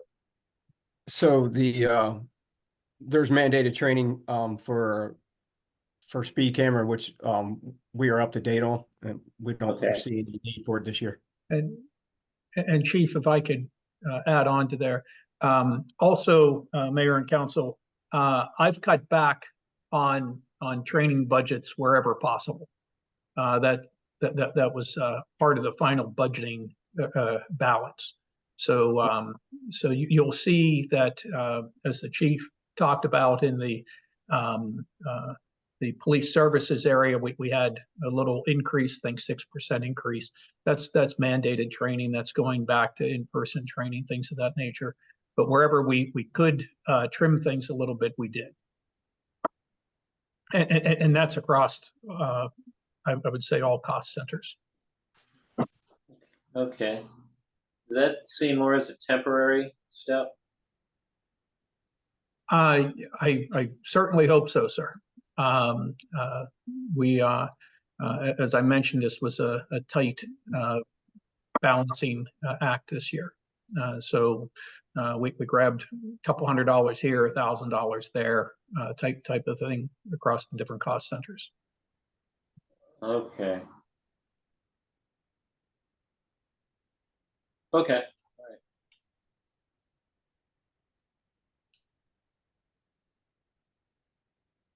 Any other questions from Mayor and Council regarding this portion of the budget? I don't know whose hand went up first, but I'll go by the microphone. Mayor Thompson. I believe that Councilmember Smith went first, so I will defer to him. Okay. Councilmember Smith. I would normally defer to Mayor, but to keep us out of a loop here, I will go ahead. I'm curious about the additional position. I think a lot of the things listed here for what their charge would be would make sense. I'm wondering why this needs to be a sworn position versus a regular staff member. Chief, if I can start with that, I know that there was some legislation to allow non-sworn folks perform this function. I'm not sure if that passed or not. But regardless if it did, it's my position that in this small of an agency, for the difference in cost, we really should try to fill this with a sworn staff member. To find someone that has the background and the experience to be able to testify in court when needed on automated enforcement, and that's a possibility. To have someone like that, it's not going to cost that much less. And we still cover, contrary to what the community may have seen in a recent news report showing the county police made a little publicity in covering crosswalks in Riverdale or school crossings in Riverdale Park. We still have officers that cover crosswalks, and having another officer to be able to do that is a benefit to us. And actually, I need to send you all a link on that story because we were covering that a school crossing 120 odd feet to the north of where the county made their little media splash, showing how they cover the crosswalks. So I think for those reasons, as well as just to have an extra person who could respond to other calls is important. I will say that in our organization, and Chief, I hope you don't mind me saying this, the chief goes out and handles calls. And I need him to focus on some other things. But there's many a day that he is not just the backup, he's a primary officer handling calls. And so I think we need to be able to grow the department responsibly. And I think this is the way to do it. Chief, do you have anything to add to that? No, I think you covered it well. I appreciate that, Mr. Town Manager. I would just say, since we're not in that part of the budget or not in the discussion at the moment, through a quirk of zoning, my son actually goes to Hyattsville Elementary, and they have recently started having some county police cover traffic directing crosswalk duty there, where we had previously had professional traffic direction, like designated non-sworn officers. And I have to say, I would be very surprised if those county police have received any training in directing traffic based on what I've seen. And I certainly, in my experience, just anecdotally, I don't want to cast aspersions, but I appreciate the professionalism of our town police, in juxtaposition to the statement I just made about the county's services they provide. I do appreciate everything that our officers do.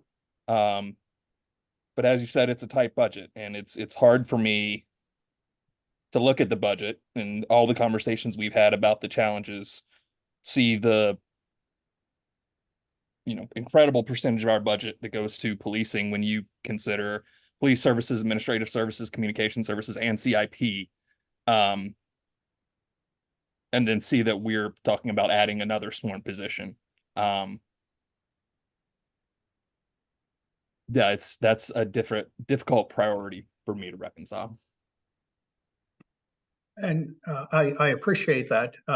No matter what, we'll have to add a position to handle automated enforcement. And the difference in cost is probably about counting workers' comp. If you add workers' compensation in, because it'll be more for a sworn position. And you have equipment, training requirements. Let's say $25,000 difference in a $11 million budget. That's what we're talking about.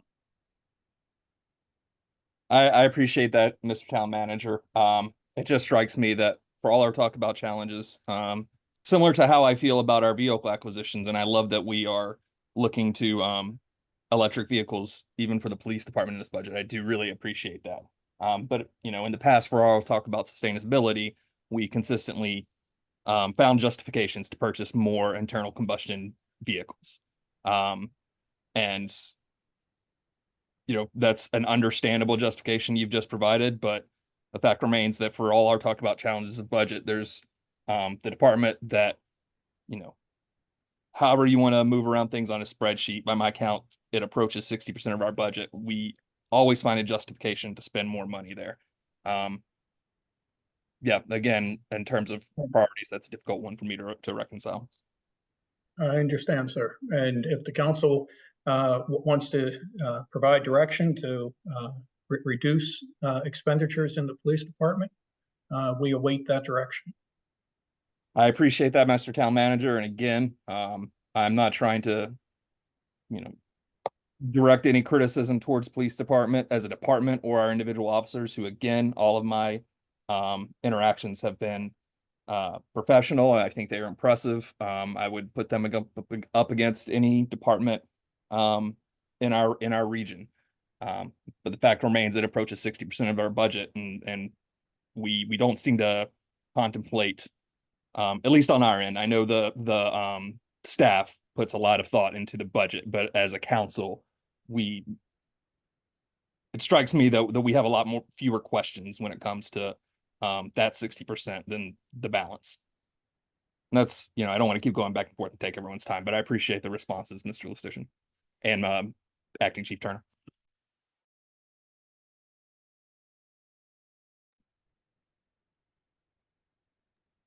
Mr. Chair, may I ask my question? Mayor Thompson. Thank you.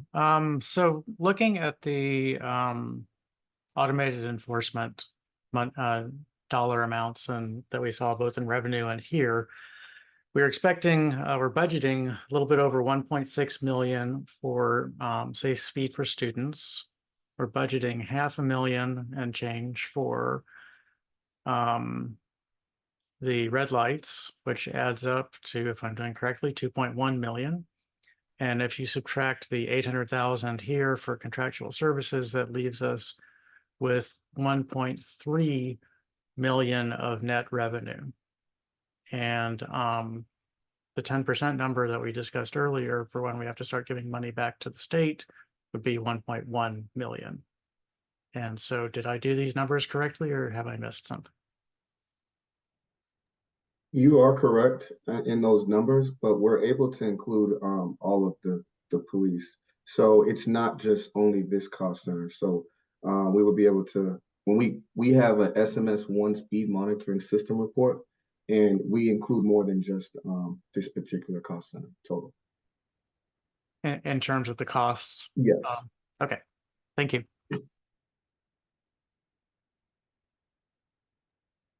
Thank you very much, Mayor Thompson. Any other questions or comments from the council?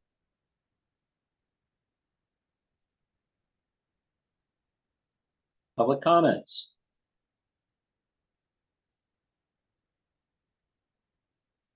Okay. Very much, Acting Chief Turner.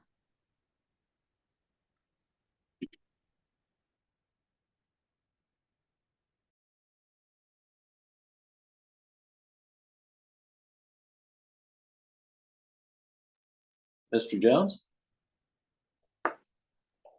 Yeah, so the next cost centers that we'll cover fall under Public Works. I will begin with the budget summary overview page of the Public Works Department. We have a total fiscal year 2025 projected budgeted expenditure amount of $2,080,368. Additionally, for fiscal year 2025, we have a staff headcount that is increasing from 8.75 to 9.75. And the actual expenditure amount that we had for fiscal year 2023, highlighted in the chart, is $1,430,000. The budgeted expenditure amount was for fiscal year 2024 totals $1,938,000, and then we have an estimated actual of $1,809,000. The next portion of this cost center is going to be the significant changes sheet, and I will allow Director Lewis to present these significant changes. Thank you, Mr. Jones. Good afternoon, Mr. Chairman, Mr. Mayor, council members, members of the community, and staff. Significant changes are proposed in salaries, overtime premiums, contractual services and operating expenses in the DPW operating budget. Salaries are increasing by 11%, reflecting the 2.5% cost of living increase and merit steps. This increase also reflects a higher hiring rate for the currently vacant deputy director's position. Additionally, the 2 part-time Clean Street Ambassador positions, which had been budgeted as ARPA funding, will be covered in the operating budget after January 1, 2025. Overtime premiums are increasing by 10% or $1,500. This change anticipates increasing operational demands for after-hour call-ins for staff, end-of-day cleaning of problem inlets before a heavy anticipated storm, and prep and support for increasing community activities. Under contractual services, the increase is 16% or $88,500. And the increase covers both new services and expected increases in existing services. The town manager spoke about the new curbside food scrap collection program that's going to start January 1. The budget is proposed to be $24,000. Outside custodial services is budgeted at $25,000 for town buildings, including the train station building and Boys and Girls Club. This service will free up staff time to maintain our new parks for our planned, refreshed crosswalks, traffic signs, low-level tree maintenance, trail maintenance, and then what's increasing over time are call for services. There's also an increase in expected increase in existing services. Staff will rebid the landscape services contract this year and expect an increase in the cost. An additional $23,500 has been budgeted. And an additional $35,000 is budgeted, an increase of $35,000 is budgeted for tree maintenance, anticipating the tree maintenance plan that's coming out of the inventory project managed by the planning department. And lastly, operating expenses. This budget line item is decreasing by a net 9% or $23,888, representing a decrease in streetlight fixtures and repairs by $23,000 and equipment purchases by $2,000, but also reflects an increase in vehicle maintenance by $10,000 and gas and oil prices also by $10,000. Maintenance costs are continue to increase given the number of new vehicles purchased by the department and the needs of our older vehicles in the department's fleet. Plus, this increase in vehicles is driving an increase as well in the cost of gas and oil. And with that, I'll take questions. I guess the overall net increase for the DPW operating budget is 7%, or $141,490. Thank you. Thank you very much, Director Lewis. Council, any questions? Well, I see hands up already. Well, as they say, age before beauty. Mayor Thompson, go ahead. Thank you, Mr. Chair. Just a very detailed question, page 175, line 6154. It just says gas and oil. Does that include diesel? Yes. Okay, very good. Mm-hmm. And then the last question, page 172, line 5325. I had a memory that tree maintenance and tree planting had been separated in previous budgets. Have they been, is that memory incorrect or? No, they're still separated. We have this tree maintenance on 172 and then on I don't see it here, but we have tree planting at $15,000, and that's consistent with prior budgets. Okay, well, under tree maintenance on page 172, it does say plant and trim existing trees, and so but if there's another $15,000 elsewhere, that's fine. Just wanted to make sure we were accurate in how things were written. Yes. Director Lewis, could it be that the separate line item is the 15,000 is the acquisition money for new trees, and where plant and trim is essentially the activity? I think we purchased and planted trees from that same line item. Okay. Yeah, I don't see it here. What page is that, Gentry? I have the budget. There's an installation on 173, 6175. Yes, yes, we've used those funds for both the acquisition and planting of trees. Okay, thank you. Just trying to figure it out. But in the past, staff has planted the trees, so there isn't an additional charge against that account. Yeah. So we're seeing trees. Okay.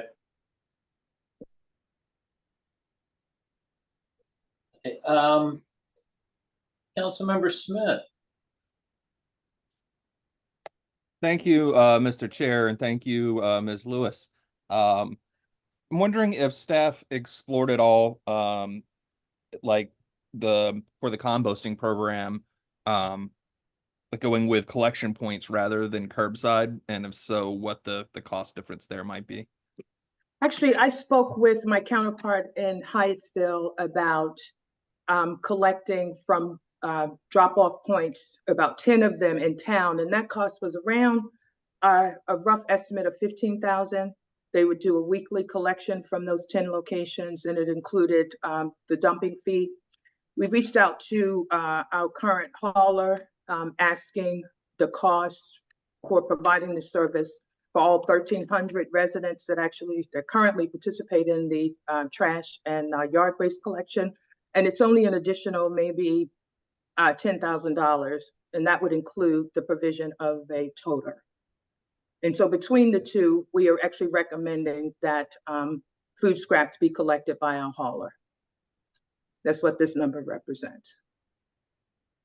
So do I hear that correctly, that it's actually because we're going with the hauler that we already have a contract with, that it's actually cheaper to do curbside than collection point?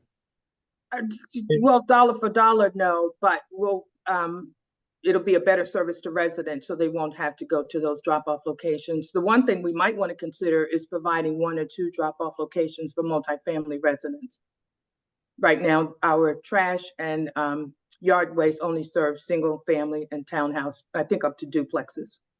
Yeah, actually sounds like an idea to explore, at least in my opinion. Yeah, I agree, and I hope though, like, that we can look at maybe, yeah, as I start to say it out loud, I wonder about the ethics of it, but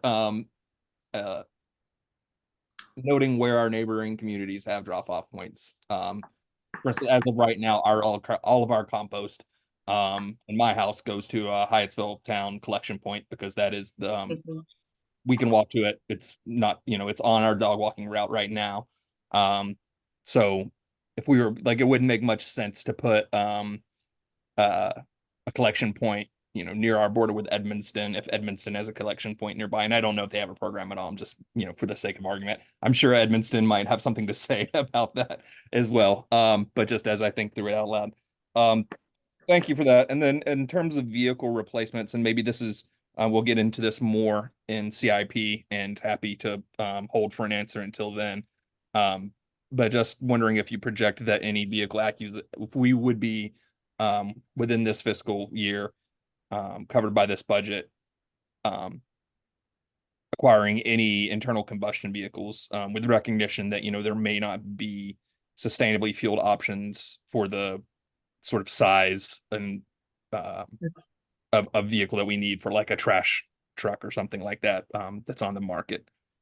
If I can answer that will be covered in CIP, sir. Okay, I will hold for an answer till we talk about CIP then. Thank you very much, Councilman. Director Lewis. Can I make a quick response to the question from my honored colleague from the first ward? Just to note, the gas, diesel, and oil budget line item is $35,000. And so we may want to remember that number and when we get to CIP. Sure, and understand that number would also include continuing to fuel legacy vehicles, not that we already have operated. Exactly. Which is more sustainable to use those to end of life rather than buying sustainably fueled new.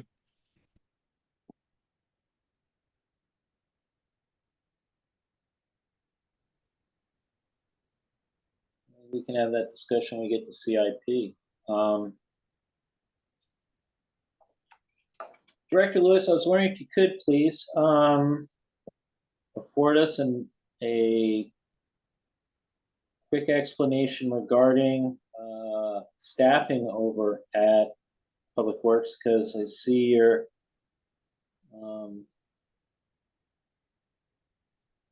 you've dropped the operations manager, you're bringing on a half position special projects coordinator, or you're continuing that, and then it's like you have an additional neighborhood ambassador coming in.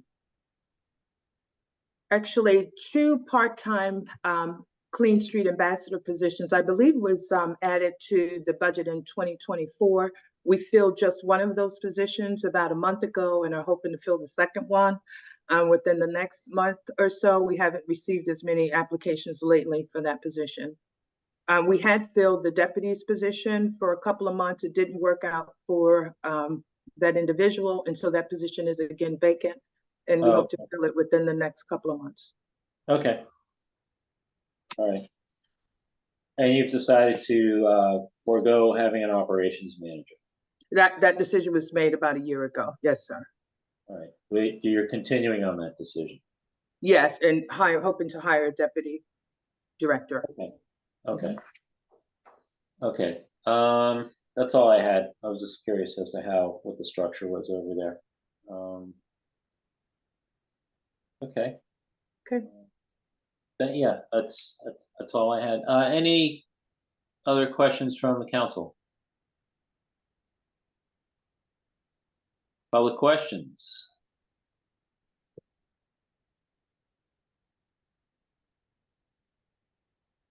Okay. Yes, public question. Oh, public Councilmember Lee. Chair. question. Wasn't Yes, seeing sir. that hand go up there. Little orange hand. So anyway, please go ahead. Thank you. Director Lewis, thank you so much. Regarding the composting, for the way you approached it, the way you thought through it, how you've presented, how you thought through it. I appreciate it very much. I think there's a lot of people in town that will be very looking forward to, if the council approves this budget, looking forward to having residential compost pickup, curbside pickup. So I wanted to thank you for that. I did want to mention, I don't know the intricacies involved here with our businesses, especially the restaurants we have in town, which we're very proud of our restaurants in town. But I would think they generate a lot of organic waste as well. And that could be very impactful to our contribution to the organic waste and taking advantage of this service.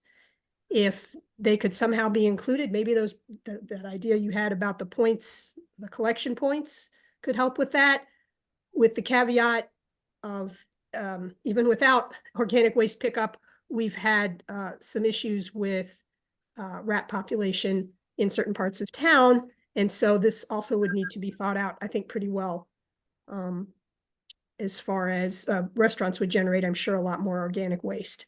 But actually, I've seen restaurants where, not in our town, but in restaurants where the customers themselves actually sort the organic waste. Actually, that goes on at Whole Foods as well. So just some things to think about with regards to that. Okay, thank you. And thank you again. I do have a couple other things. Chair, is that all right if I have a few more things? Related to the DPW budget? Yes, sir. Okay. Contracted landscaping, 5307. I noticed that you mentioned that specifically as going up. Could you help me understand what those costs are associated with? For to hire, we have a private company now that we've been working with for about 3 or 4 years to maintain up to 18 town sites plus 410 from east of Kenilworth to 43rd Street in Hyattsville. And it's possible we'll add a couple more sites to that list. DPW staff actually cut close to that number of small remnant parcels in right-of-ways. And so we won't be able to afford adding all of those to a contract, but some of the largest of those sites would be added. Yes. So I'm just thinking, I just want to share what I'm thinking. First of all, I thought we got reimbursed for 410. 410, not at 100%, no. Okay. Yeah. But I'm thinking, is there a way to, obviously I understand the increased areas to landscape that require the landscaping services, but is there a way to reduce the cost of what needs to be landscaped? And Director Lewis, can I respond to that? Ms. Katz, the short answer is yes. And that's something that Director Lewis and I have talked about. I spoke with the mayor very briefly about that. And that's looking at some of our paper streets that and paper alleys that we currently maintain where we actually go and cut grass. There may be alternative plantings that we can have in those areas. So we're having those discussions on the staff level. The conversation I had with the mayor was brief, but we will be putting together a proposal to look at some areas where we're not expanding our carbon footprint to maintain these green spaces. I appreciate that very much. And I would just offer, if I can connect you with any expertise with regards to maybe how to go about planting low maintenance things there. I know you all have a lot of expertise already with what you've been doing with pollinator gardens, et cetera.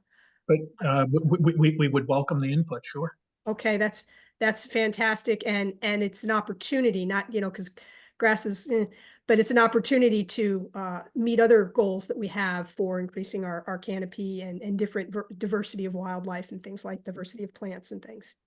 Wonderful. Thank you so much. I appreciate all the thoughts you're putting into that. Thank you for your comments. Certainly.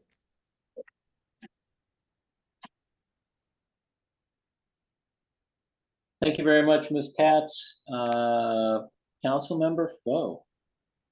Hello, everyone. As a resident of the compost on site, I just think for future budgets, I would love to have a dialogue where the town maybe enters into a matching program encouraging the purchase of equipment potentially or something like that. I think we could encourage not only pickup, but also on-site composting. And I think that is a more holistic approach to this as well. I just, knowing that Mara and I are changing our composting program to the tune of about $250, I think that could be somewhere in the future where we help our residents and encourage them to participate in composting. That's all. Thank you. Thank you very much, council member. And knowing that you and your lovely missus are pros from Dover on that, I'm glad you brought that up because I do remember at one point, I'm sure Ms. Katz can help me recollect any details I might be missing. There was a study being done, a survey regarding home composting as to what units work well, what units are better avoided, any recommendations toward code that the town would need to consider in order for this to be well run and orderly. Am I missing anything, Ms. Katz?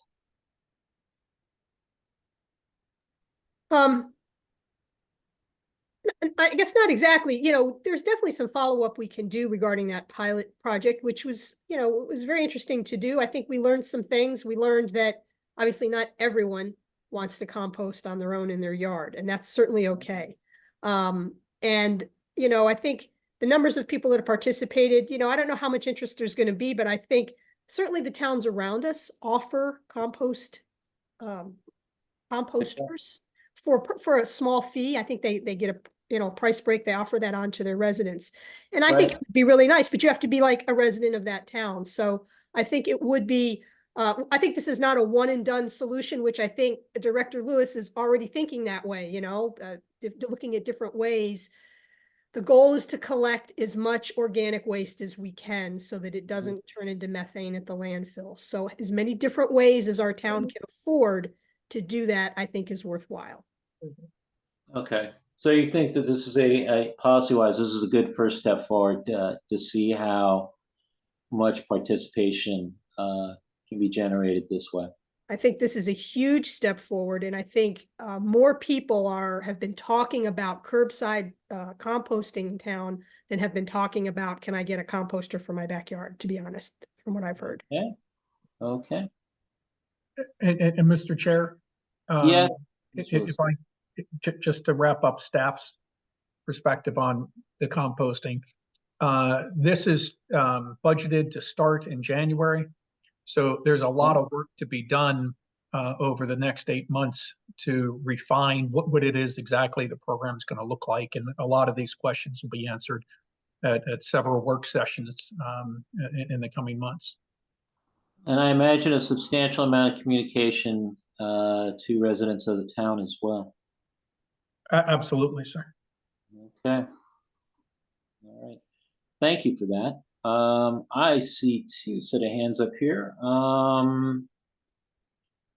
At this point, I'm just going to go by seniority here. Councilmember Foe. Councilmember Foe, I'm sorry. I believe I left my hand up accidentally. You left your hand up? Sorry, Councilmember. It's going to cost you later. Okay.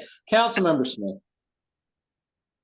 Thank you, Mr. Chair. Just one more quick question for Ms. Lewis. The composting program that we're talking about here, am I correct in assuming that that would not include returning any of the composted material back to the town for use in landscaping? That's correct. At least initially. Right, because it would be, a year or so out before. I mean, yeah, it would all go anyway. Thank you. Thank you for that clarification.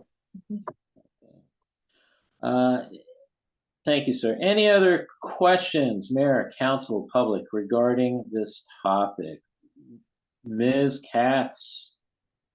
Sorry, I know this isn't purely about talk about the composting program, but I was curious if you're saying that the JADA contract would pick it up. Is that what you're saying? They would do the work? That's correct. Yes. So do you know, would they be taking it to the county landfill? Most likely. But you don't know that for sure, but they're just. Well, what I understand is that food waste can be mixed with yard waste, and that's certainly taken to the county reclamation center. Okay. I wonder, because people really have to put the right things in there. I mean, they definitely meat things like, I think that might be a little more research, because this could cause, I'm just trying to think ahead about whether the county would say, oh, no, wait, we don't want your stuff anymore. You've got stuff that shouldn't be going in with yard waste because yard waste doesn't get hot enough. Whereas our organic program is a little bit different. Hopefully JADA is well-versed in that. Well, actually, I spoke directly with staff in DOE about whether crabs can be mixed with yard waste. Thank you. Appreciate it. Appreciate the source. All right. Thank you so much. I'm learning too. Thank you. All right. Thank you. Thank you very much, Ms. Katz. Okay, I think we have talked this subject through, so let's move on.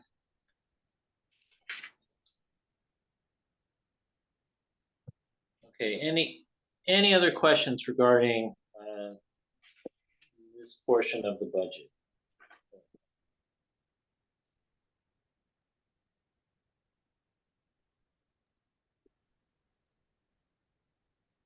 Okay, going once, going twice. Okay. Great, so this portion of the presentation covers the Weather Response Services Cost Center. The total for fiscal year 2025 is $28,000. No changes from the previous fiscal year, with an estimated actual for 2024 at $20,000. And there are no significant changes for this particular cost center. So if there are no questions, I think we can move to the next. Well, let's hold that train, conductor. Whenever I see budgets like this, and it's like no changes or anything, it gets me wondering. And I was wondering if you could go into a little bit on the rationale as to how you know, coming to the conclusion that the budget could be as such. So are you questioning why there's no increase? Yeah, I'm just kind of wondering. It's like yeah. I'm just curious. I find it unusual that there's nothing incremental. It's. I mean, I know it's more of a contingency. That's right. In terms of weather responses, and the little voice in my head starts going, someone got a sneak peek of some almanac for the coming 18 months, or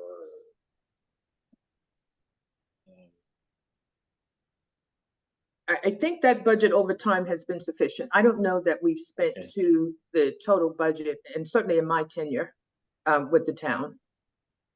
okay. Right. For fiscal year 2023, the total was just 12,775. And then we have an estimated actual for fiscal year 2024 of just 20,000. But we'd rather have more than not have enough. So we've, kept it at the 28,000. Okay, I'm hoping that it's only 28. So my fingers crossed. It's kind of like the safe routes to school portion of the budget. I hope we're just super accurate on what we think it's going to be for the coming year, and I hope this one's super accurate too. So. Yeah. Okay. Any questions, Council Member Smith? Thank you, Mr. Chair. I was just going to note that if memory serves correct, in last year's budget, at the suggestion of the chair, we did increase, I think, pretty significantly relative to the total of the line item, the weather response services in last year's budget, and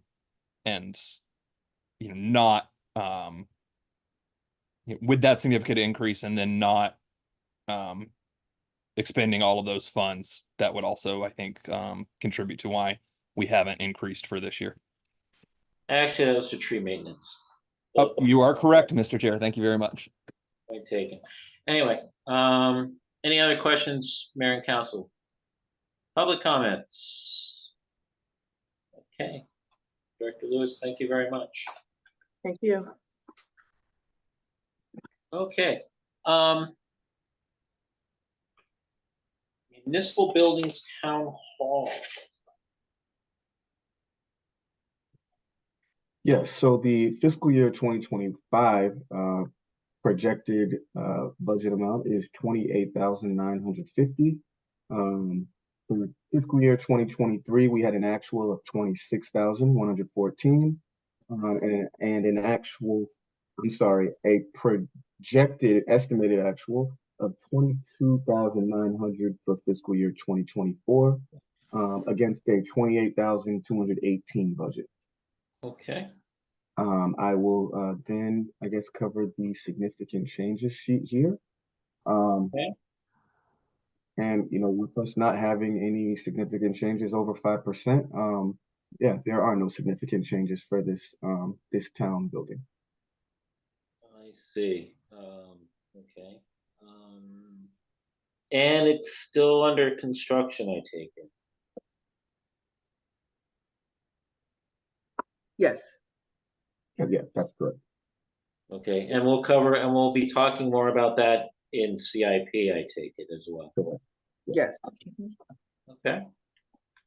Good. Any questions or comments from council regarding this portion? Public comments? Okay.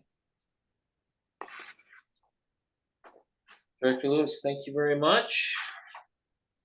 Thank you. Oh, wait, wait, there's more.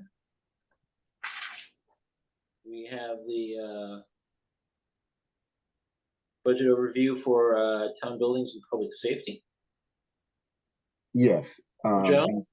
Yes, the fiscal year 2025 projected number we have is 29,500.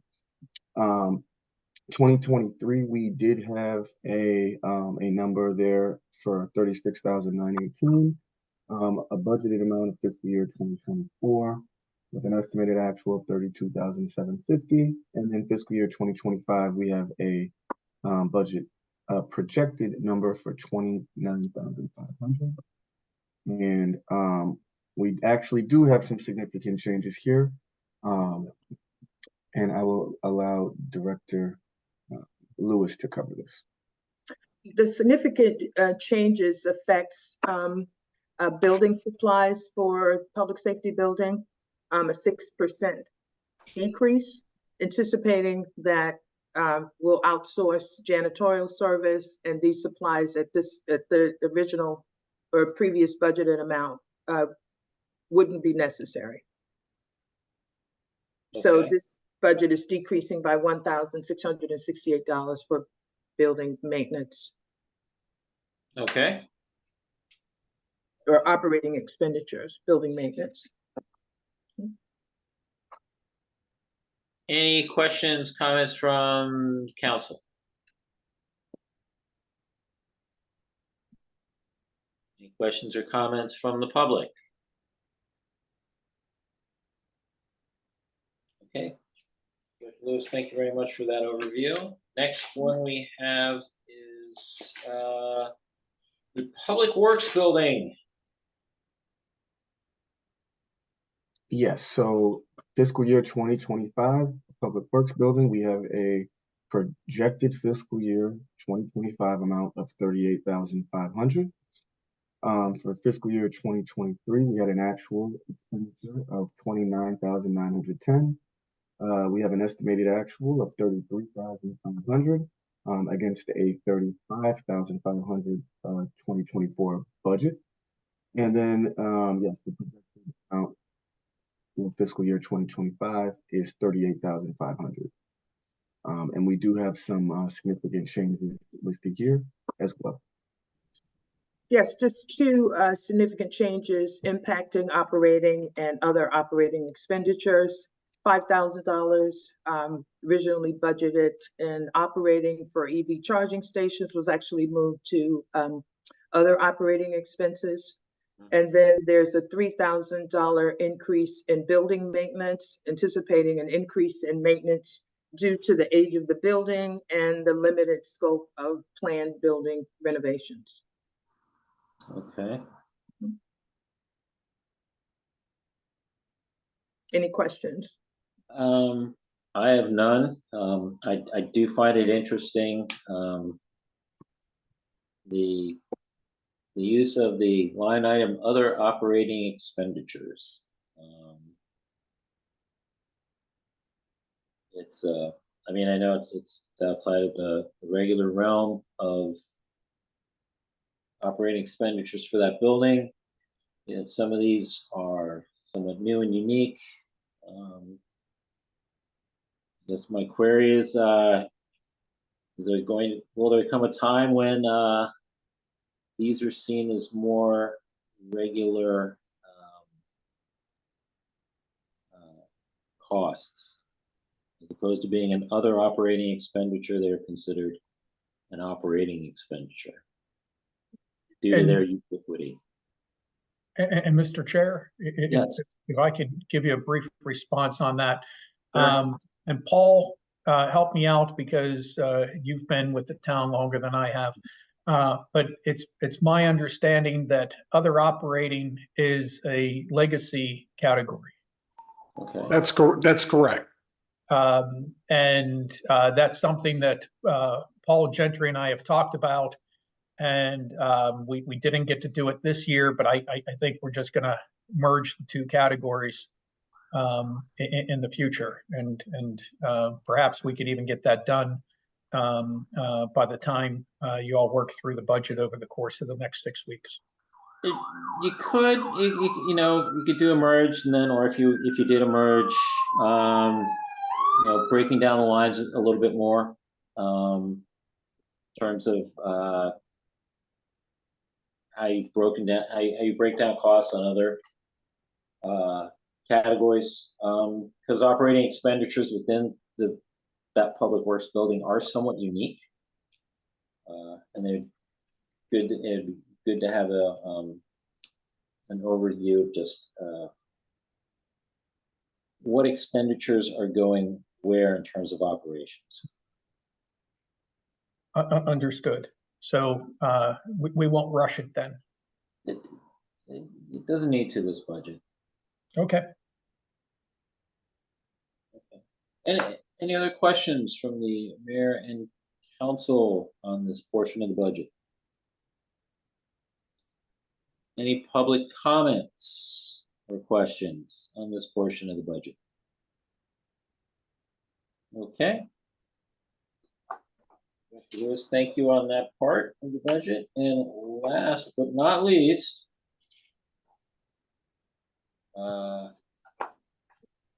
auxiliary buildings. Thank you. So for fiscal year 2025, we have a projected budget amount of 11,700. This is up from fiscal year 2024. That total was 4,600. This is a fairly new cost center, as we actually never had any expenditures for fiscal year 2023, because the current fiscal year is the first year that we actually included this cost center. Okay. We have an estimated actual of 6,500 for the current fiscal year, and the budgeted amount has moved up to 11,700. And then we have a significant change sheet explaining the rise there. Okay, So so this while, go ahead, Ms. Director Lewis. I'm sorry. yeah, while we haven't had prior to 2024 a budget for these buildings, we've definitely had expenses. And in the current year, we had expenses exceeding what was initially budgeted. And these are auxiliary buildings, include the train station building, which we've had some major expenditures on recently, and the Boys and Girls Club. Okay. And so the this budget, I think, better reflects and prepares us for the types of issues we're likely to have to deal with in the upcoming year, especially at the train station. Okay. Mm-hmm. So the majority of these expenses are going towards the train station? Definitely in terms of maintenance. Recall the extensive amount of renovation work we've done at the Boys and Girls Club. Right. Yes, I do, which I think is great. Right. And in the past, we hadn't had funds to maintain that building either for the minor repair work that may be needed. But over the last couple of years, it's really been in terms of maintenance, the train station. For example, we've had to replace windows and a door this year. Windows last year, door this year, fiscal year rather. Okay. Any questions or comments from the council regarding this? Public comments or questions regarding this portion of the budget? Okay. I'll just say real briefly, you know, for what's being expended here on these two buildings, I think it's well worth the investment. That will go a long way. So thank you for fleshing that out and giving it some shape within the budget. Thank you, sir. Folks, it is 2:23, and being that we came back at 1:10 and knowing how lunches and snacks can be, I think we're going to take a brief coffee break version 2.0 for right now, and we will reconvene back here. So let's be bold. Say 2:30. Sounds good. Okay, till then, folks. Yes. I'm sorry I'm late.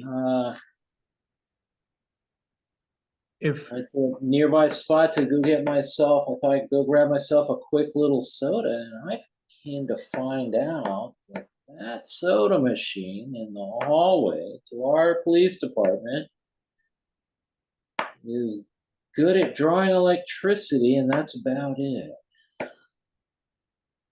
I just wanted to make an observation, sir. Yes. It appears that CM2 and CM4 are no longer on the call unless they've returned. CM2 is returned. I'm seeing CM2. I'm not Okay. seeing CM4, and I did not hear from him any reservation about him having a commitment later today. Yeah, I was just making an observation, but I do see CM2's returning. And then I have a recommendation for you to consider, sir, reference how to move through CIP. I would suggest that we focus on the projects today and perhaps move the acquisitions, so vehicles and that, if we can maybe move that to next week. That would be fine. And the same with the last agenda item, the economic recovery fund, the economic strategy recovery fund. I can't remember the exact terminology there. The ARPA. Yes, and perhaps move that to next week as well, because there's a lot of meat to get through with the project. I'm fine with moving ARPA to next week. That's fine. And you wanted to move the acquisitions part to next week as well, and just go on projects. If that is agreeable to the chair. I am fine with that. All right, Mr. Jones is standing by, ready to go whenever you direct, sir. Sure. Dive right in. Thank you. I'm going to begin with the CIP fiscal year 2024 mid-year transfers. This page represents the CIP changes that have been approved at the two legislation meetings. We had one on the 6th of November 2023 and another on the 5th of February in 2024. We moved a total of 312,421 in funding from projects to another set of projects. This included the pedestrian walkway, public Wi-Fi, sidewalk improvements, neighborhood service vehicle replacements, and electric charge stations. To the 54th Park Tot Lot, DPW vehicle replacements, neighborhood safety cameras, DPW building renovations, and 47th in Taylor Linear Park. This page just represents items that we have made changes to throughout the current fiscal year, and just wanted to make sure that we gave a refresher as to what we did in the current fiscal year as we move towards fiscal year 2025. Okay. The second legislative meeting, we moved 320,000 in money from building demolition and public Wi-Fi to the municipal center project, the 54th Place Pocket Park, and then the pedestrian walkway. Again, we mentioned earlier in the presentation about 180,000 that we were backfilling. This is being restored to the project 20DS06, building demolition and parking lot development in fiscal year 2025. So the 180,000 that we discussed as a backfill earlier, that will be found in the building demolition and parking lot developments project when we get to that. Okay, so that's where that backfill is. Correct. Okay. And that was the total amount of the backfill? Yes. Okay. All right, so the first project is 47th Taylor Linear Actually, Park. pardon me, Director Jones. Before you go on into no, go ahead. Go ahead. Sorry. No problem. Yes, so this is 47th to Taylor Linear Park, project number 23 DS01. And I Okay. will allow Director Shelton to give a brief summary of this project. Actually, was that Director Lewis or? Oh, I'm sorry, Director Lewis. My Okay. apologies. All right. This is a paper street proposed for a linear park that will open up access between the town of Evanston and our town center, and is expected to include a walking trail, some stormwater improvements, and possibly education stations on plants and trees. We're in the pre-planning phase to determine how best to achieve these components, given the grade change from 47th to Taylor and stormwater management issues and potential requirements. Okay. Any questions? I have none. Do you see breaking ground this year? Possibly, if not with the full development of the park, with some level of improvement. We might have to proceed first with stormwater management. Or maybe just develop a park on the Taylor side if we can't figure out in the short run how to get to that higher elevation. Or what process we'd have to follow to get to that higher design we'd have to follow to get to that higher elevation. So we're certainly hopeful that we can get work done before the end of the calendar year. Okay, and we're looking in the out year of 26 where a substantial amount of the funding comes through, or at least half of it. That's correct. Okay. So really we're just looking at, for this year, we're just looking at doing a transfer over from CIP unrestricted. Okay. Actually, to do engineering, topo and utility mapping and engineering with the existing funds. Okay.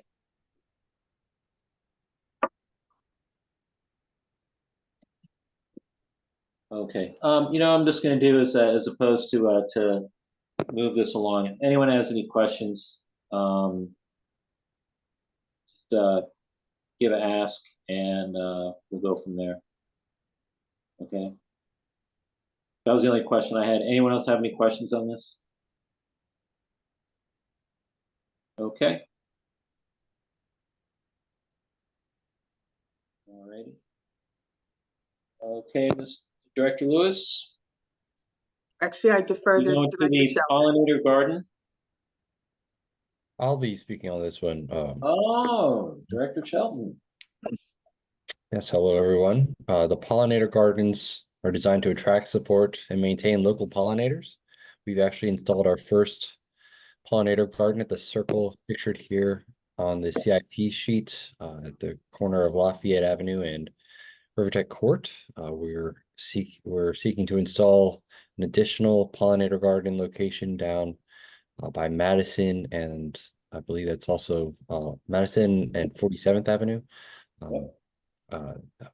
Further south along the train tracks. And we're also seeking other locations that are paper streets to install additional pollinator gardens as well. But we're expecting the Madison and 47th location to be the next one. Okay, and you see this getting completed this year, or the coming fiscal year? Certainly the next location will be done this spring, and then the following locations on paper streets, they will likely be, they will be done in fiscal year 25. Okay. Okay, great. Good news. Okay. Comments, questions, anyone? The pollinator garden at Rivertech Court looks beautiful. It's great to see that addition. So these are projects that we definitely support and love seeing implemented. So thank you. Very good. Okay. Project 24D. Chair. Oh, yes, Ms. Katz, go ahead. I just want to take this opportunity to make a quick mention to the staff again. Thank you again for the pollinator gardens and the one in the circle. Wow, yeah, that's nice. It's a very prominent location. I do also think I can connect you with some free design resources for future ones. I know that these things have to be maintained over time too, the more of these that we create. And just planting a little more densely actually can help reduce maintenance needs if you give those native plants a chance to really grab hold and block out the stuff that gets in the way, the things that start to take over.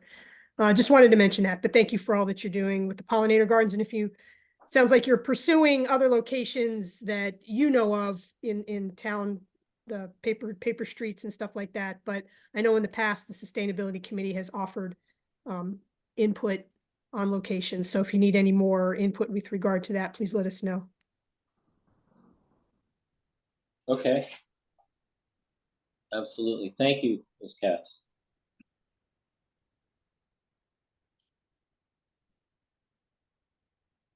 Okay. 24DS01. This is Mount Rose Park.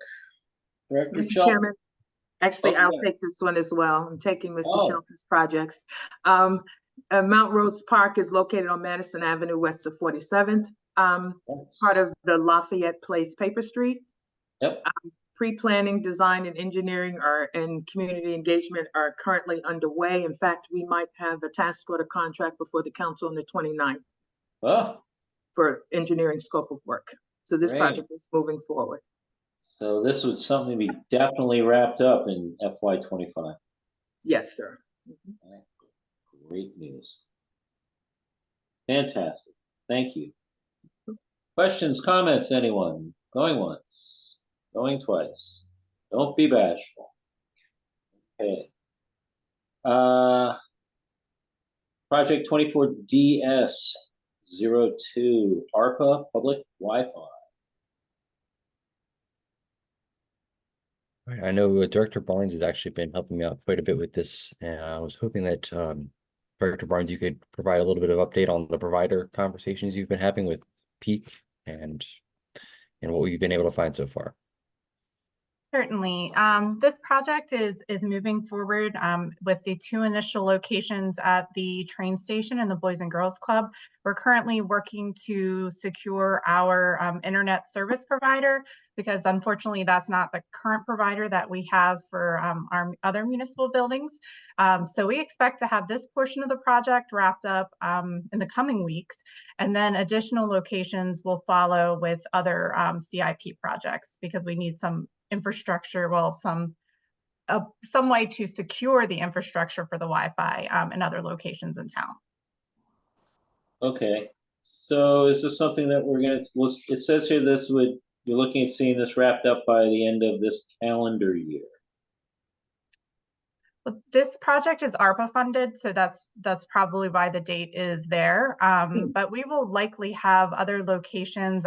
We were hoping to partner with our bus shelter project and have some of the Wi-Fi infrastructure installed and at the same time as those bus shelters. So it won't be necessarily at the end of the calendar year, but the vast majority will be. Okay, so you're talking more like by the end of the fiscal year? I would think so. Okay. Okay. Questions, comments? Going once, going twice. Mr. Chair. Yes. If it's easier for folks, or maybe there is interest here, but either way, happy to take the answer here or over email. But I'd be interested to hear how we plan to promote these sites as they come online. I think this is a really, really cool thing, obviously, but especially as remote work has proliferated in recent years, something that we should really be letting the world know about, that you can come to Riverdale Park and spend your money and do your work and browse the internet and whatever else you want to do. Not whatever else you want to do, but most other things you want to do. So I'd be interested to hear what our plan is for that. Councilman Smith, I look forward to talking to you about that next week. That's part of, that'll be tied into the administrative services budget. I should always assume that you're one step ahead of me, Ms. Barnes. I appreciate it. Thank you. certainly. She is a pro from Dover. Going once, going I, twice. I, I have a couple of comments, Mr. Chair. Mayor Thompson, go right ahead. Okay, item number one, just to detail, the useful life is given as 30 years. And 30 years ago, Wi-Fi did not exist. I think that 10 might be a better guess at that number, just a suggestion. Maybe even 7. Maybe even 5, but I'm willing to stretch it out to 10. I think I might have a 10-year-old router still somewhere that's running, but not, I think 30 is pushing it. The other suggestion for future locations is that we might want to put them on the same poles as our security cameras. That would be a way to secure them and make them available in other areas. Just a thought. That's all. Thank you. Thank you. Wow, this is interesting. Okay. But for the sake of, I have a feeling this is a conversation we're going to be having more of in the future. But let's keep moving forward because I know we have a favorite project coming up here for my colleague from the 2nd Ward who I kind of feel bad keeping them in on such a lovely day. And that is the Community Garden Project 19GG02. And I don't know. I mean, I want to say Mr. Shelton, but I'm probably going to get bounced, and it'll be like Director Lewis. So whoever is You're going to. correct this time, sir. It's Mr. Shelton. Okay. All right. Thank you, everyone. And yes, the community garden, which as a reminder, we constructed in the spring of 2020 as a response to the pandemic and to help address food insecurity. We have made some updates since then, and most recently we've installed a little bit of signage to describe the rules and the origin of the community garden. We have additional funds available for educational signage, and we're working with the sign vendor now in order to install those signs. We are also trying to update our current, I don't know if infrastructure is the right word there, but infrastructure with the fences and the boards and making sure everything is in good working condition. So that's where we are right now with the community garden. Okay. Okay. Questions, comments?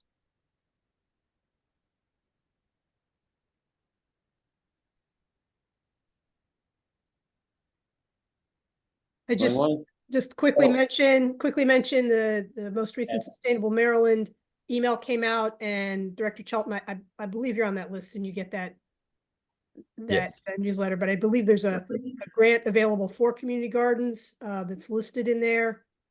I'm trying to look for it right now.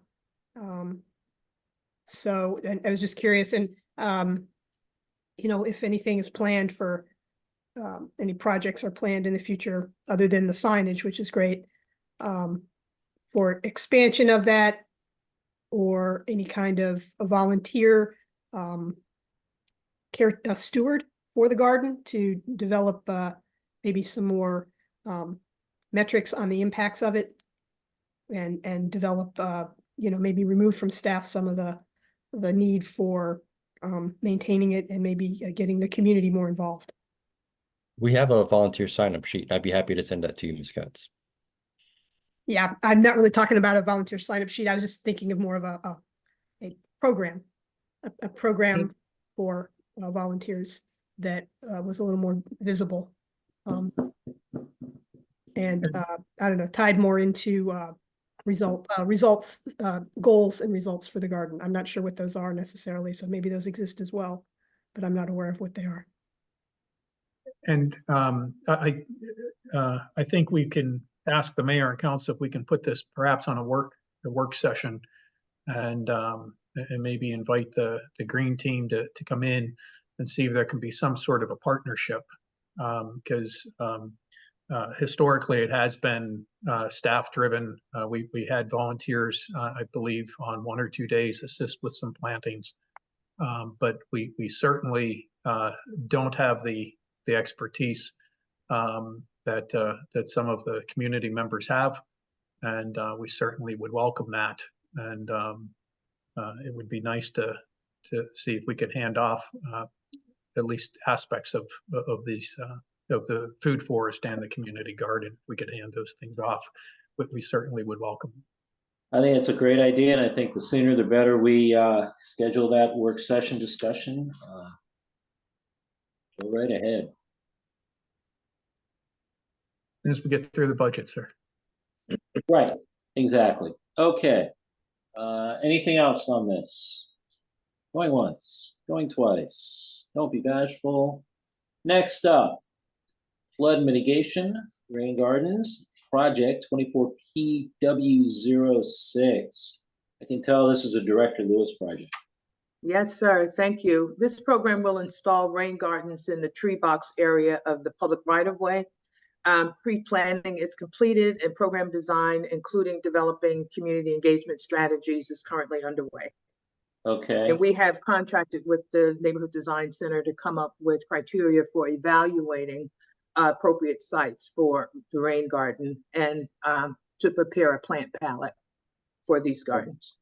Okay, and this is something you're seeing that's going to be completed by October 2025, being that we've got different, we have a stewardship grant and ARPA funding that needs to be put towards this. I mean, this is mostly those monies for this funding. That's correct. And we have a first candidate too. It's actually a resident that recommended a program like this. I believe there's one in Mount Rainier and Edmonston. So this is our first effort at using the public right of way to manage stormwater and water quality issues. Okay. So this looks more like a priority project. Definitely something we believe we can get at least one community garden in before the end of the calendar year. Before the end of this calendar year, and then for the end of this, yes. Okay, and then the other phase by October 2025. Yeah, as long as we have funds and locations that are suitable for rain gardens, we'd like to continue this program. Well, won't get any problems from me with getting funds on this. Absolutely. Okay. Public comments, council comments on this. Going once, going twice. Don't be bashful. Okay.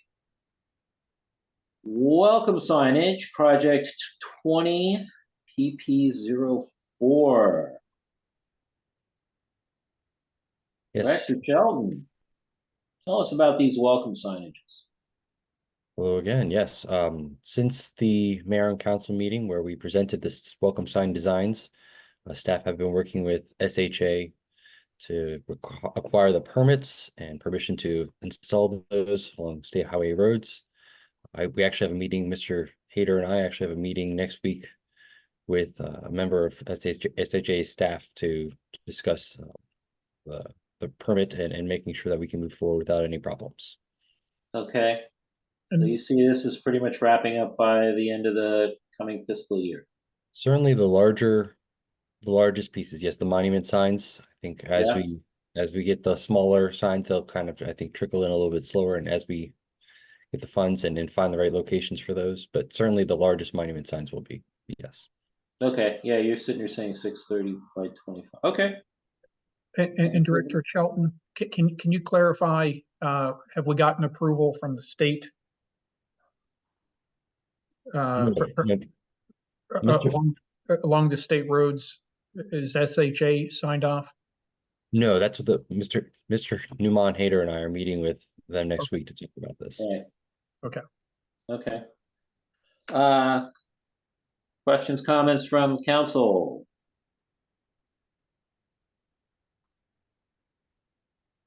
From the public? Once, going twice. Don't be bashful. Okay. Next project. Yes, I'm so sorry. Yes, sorry. I want to interject. I've moved on. This is a public hearing, and it's I'm not supposed to feel rushed and cramped for making. No, I've been doing this in a very rhythmic way, and if you haven't been paying attention and you missed the beat, I'm sorry. You're a better musician than I, perhaps. We'll get another timpani player, okay? Oh my gosh, give me a beer. That's all I need. Only kidding on that last one. But no, I'm moving this along. So I just So stay on your toes. slightly budget related. I mean, it is budget related. It's regarding the signage that I know that quite an effort was put out to where those signs would be, what those signs are going to look like. And there's the CIP project for it. I would just like to suggest for the budget in the future, if we had unlimited money, of course, it seems like those would also be the great locations for electronic signage in the future, signs that you could customize and give messages on, because these supposedly, I would assume, are the locations you picked, because these are our key locations where people are going to see these signs to know you are now in Riverdale Park. So if there ever was a day when we got actual electronic signage that you could sit in your office and program the messages you wanted out there, like some of our other towns have, I think these locations would be, seems like they would be the locations. That's all. Thank you. One day. Okay, that's your mulligan, and that's the only one you get. Okay, duly noted. All right, next on the agenda, next on here, the Town Common Seal Project, CIP 23GG02. Ms. Barnes. Good afternoon again, Councilman Lingua and members of the council. I just wanted to provide, I'm pleased to report that phase 1 of the town seal design is moving along nicely. The town has contracted with the Neighborhood Design Center. They put together an outreach and community engagement process. 2 artists have been selected so far to provide renditions or designs for the potential future town seal. This phase 1 portion should be wrapped up by July, and then phase 2 will be replacing the current town seal with the new town seal. And so we included some money in the budget for that for the next fiscal year.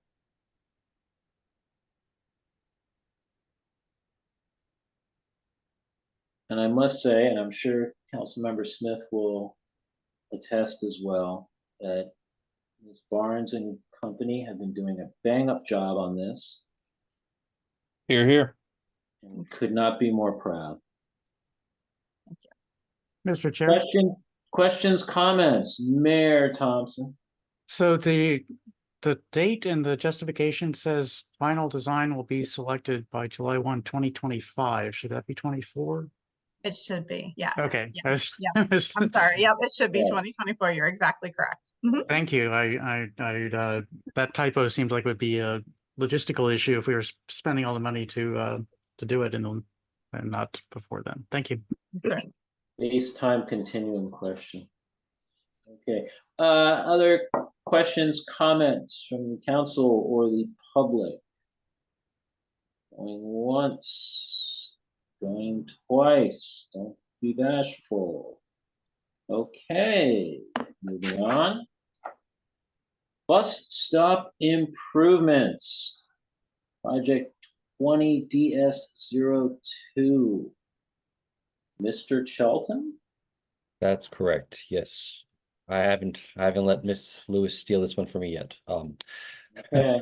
Yes, so I know we've brought up this project relatively recently at the mayor and council meeting. We went out to bid for some vendors to find out if we could find somebody to install the bus shelters, and the bids came back not what we were expecting them, and so we've gone out to bid again, and we're actually expecting the bids from our second solicitation on Wednesday.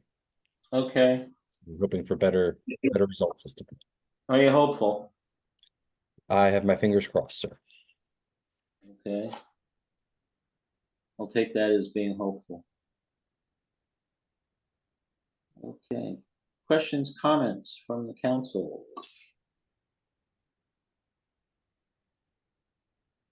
Public? Questions, comments? Okay. Going once, twice. Don't be bashful.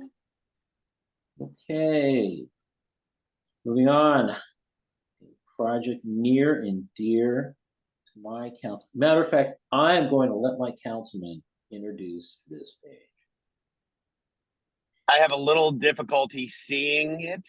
The description in FY 2024, staff and project engineers continue to search for effective stormwater solutions for the Adam and Emily Plummer Park New stormwater infrastructure is proposed to the west end of the site, in the implementation of the Lazy Meadow design will address stormwater management on the east end of the site. A county permit is pending for the west end stormwater plan. A permit will be filed for the Lazy Meadow plan. The project is expected to be completed in FY2025. The project aligns with the town's vision and commitment, housing and neighborhood sustainability, and arts and recreation. And from this council member, just a joyful hallelujah.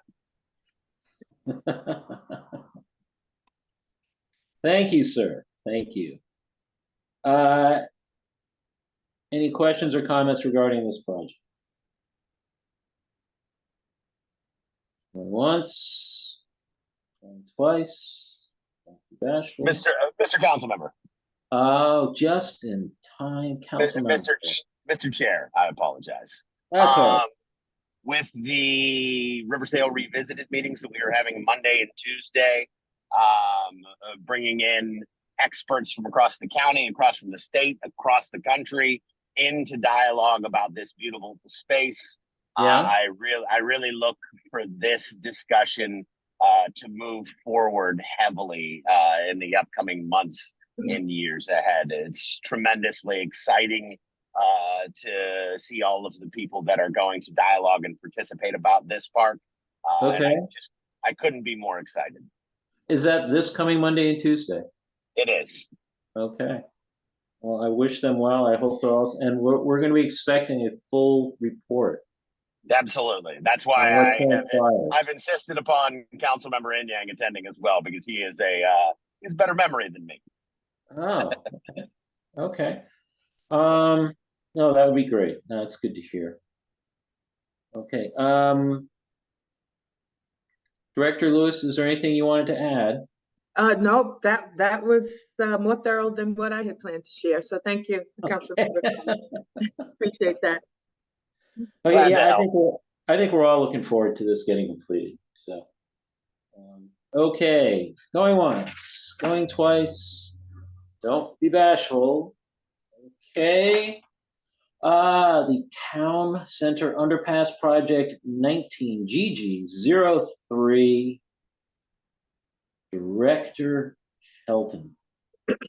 Yes, this project's been a thorn in my side, but I feel like we're at a point where I can see a light at the end of the tunnel now. So we've been, Mr. Hayter and I have been discussing with SHA updates and improvements that we can make in the underpass.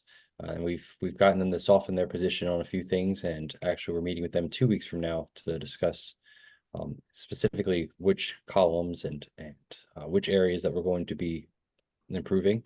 And we're actually working with NDC and taking a page out of the Town Seal Committee, or Town Seal CIP Adams book, and trying to use them to find the artists that we'll use in order to make these improvements. Okay. Okay. So is this something we're seeing that's going to wrap up in the coming fiscal year? Yes, that's correct.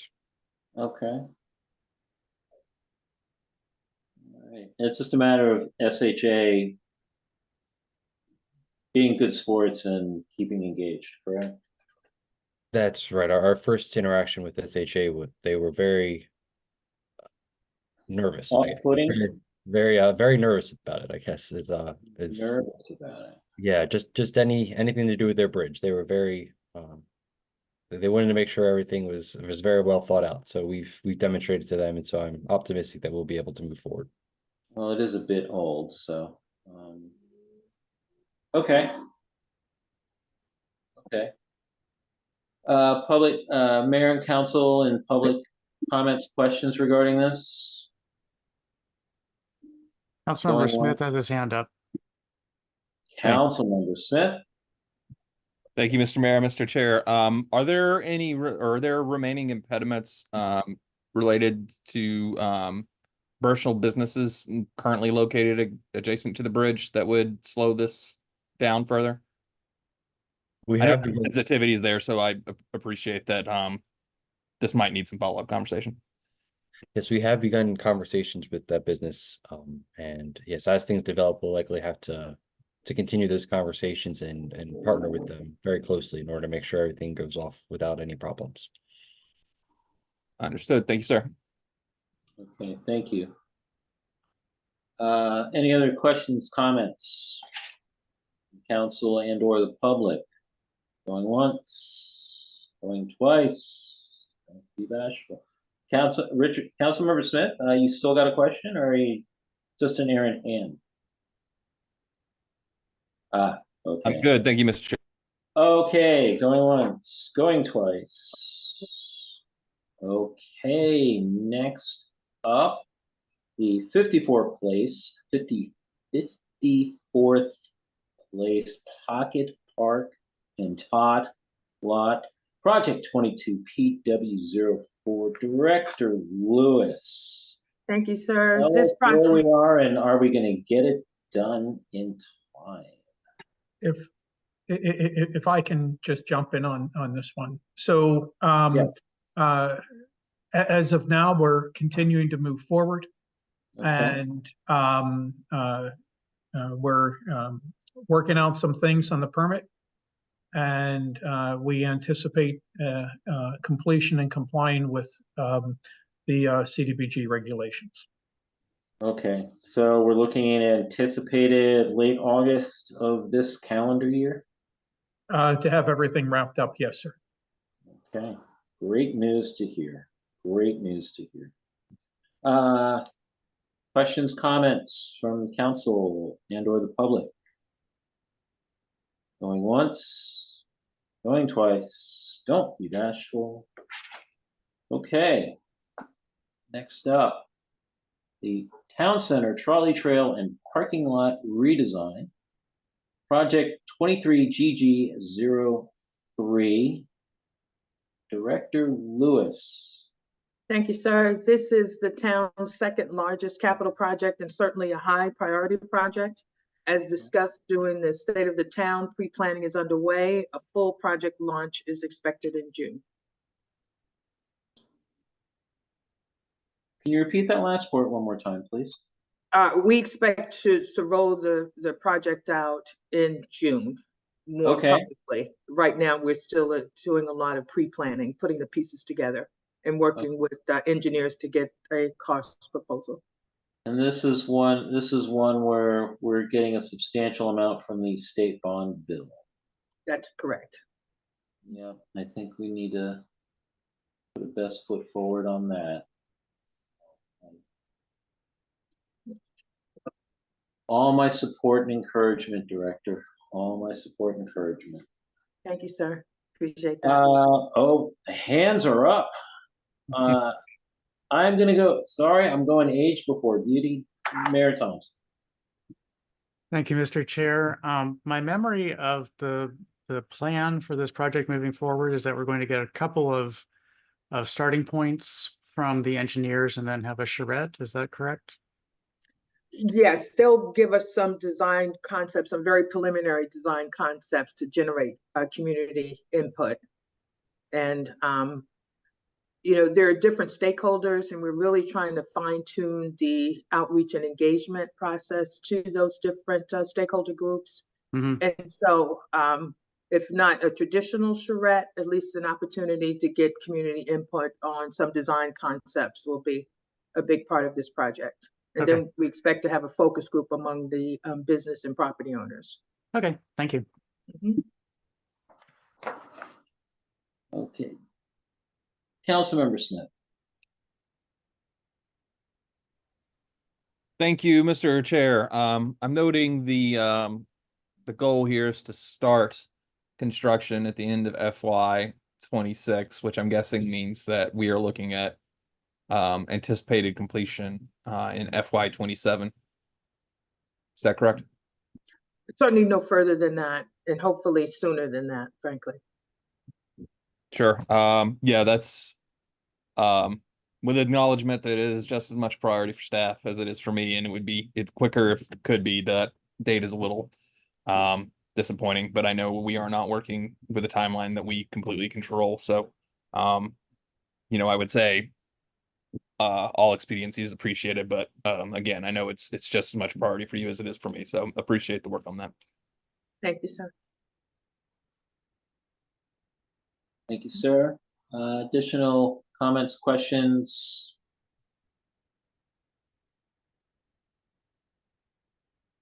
Okay. Going once, going twice. Okay. And Mr. Chair, if we could, Yes, sir. if we could stay on this just briefly.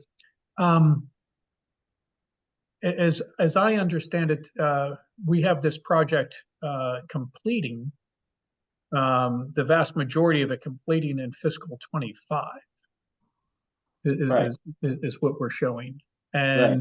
And some carrying over into 26. So that I think that would be in calendar year 25 then. And maybe I misheard or the concern raised by Councilmember Smith, but I think we have a tighter timeline than going into 27. Yes, sir. I'm seeing here in the description that the engineering plan would be completed in 25 with construction starting at the end of fiscal year 26. So I was speaking to, when this is a thing that is complete and done and our residents can enjoy it. By that timeline would be FY27. Now, if the timeline is anticipated to be a little bit quicker than that, as Ms. Lewis mentioned, and as you're describing here, all the better. Yeah, I think what we have is we have a disconnect between the description and the finance. And I'll get with the staff team and we'll get back to you all, because down below we show expenditures happening in fiscal 25 with just a small carryover into 26. So we will get that reconciled and report back. Okay. I do think if I may interject, so one of the things we had in mind when we included this construction completion was the need to sync any reconstruction with anything planned for any reconstruction plan for the Natoli Lafayette. These have to be synced and coordinated from the beginning, and especially around construction schedule. Okay.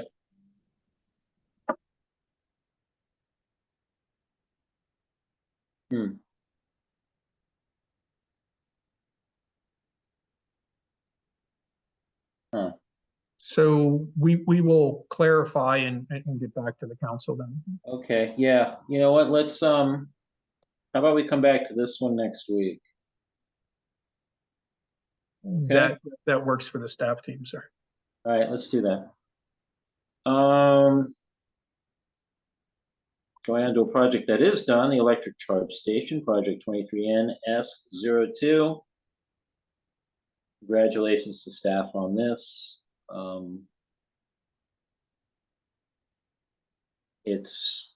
Well, I'll just leave it at that. Well done. Agreed. Thank you. Well done. Okay. Gonna move on here.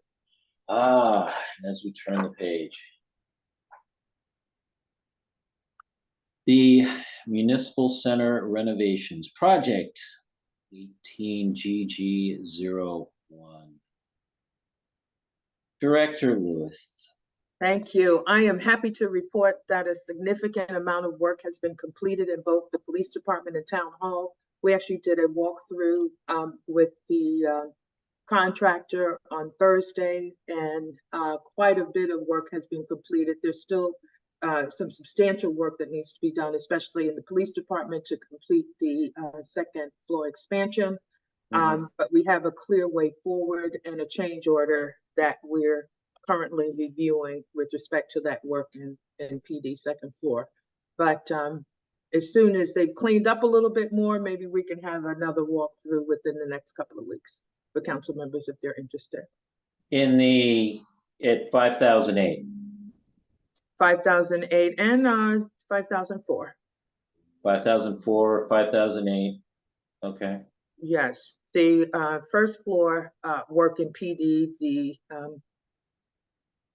the think it's the consolidation of 2 offices is completed, and the redesign of one of the restrooms into an interview room, and then the ADA accessible restroom on the first floor. And the hallway connecting the buildings is essentially done, but they haven't punched all the way through. Okay. Mhm. Great news to hear. I know this has been a very long and drawn out process and project. And I just admire the persistence and determination on staff's part to see this through to completion. Thank you. Thank you. Questions, comments from the council and or the public regarding this CIP project? Going once, going twice. Mr. Chair, I just wanted to second your comment, thanking Director Lewis. This has been a difficult project, a very difficult project, at times with a recalcitrant contractor.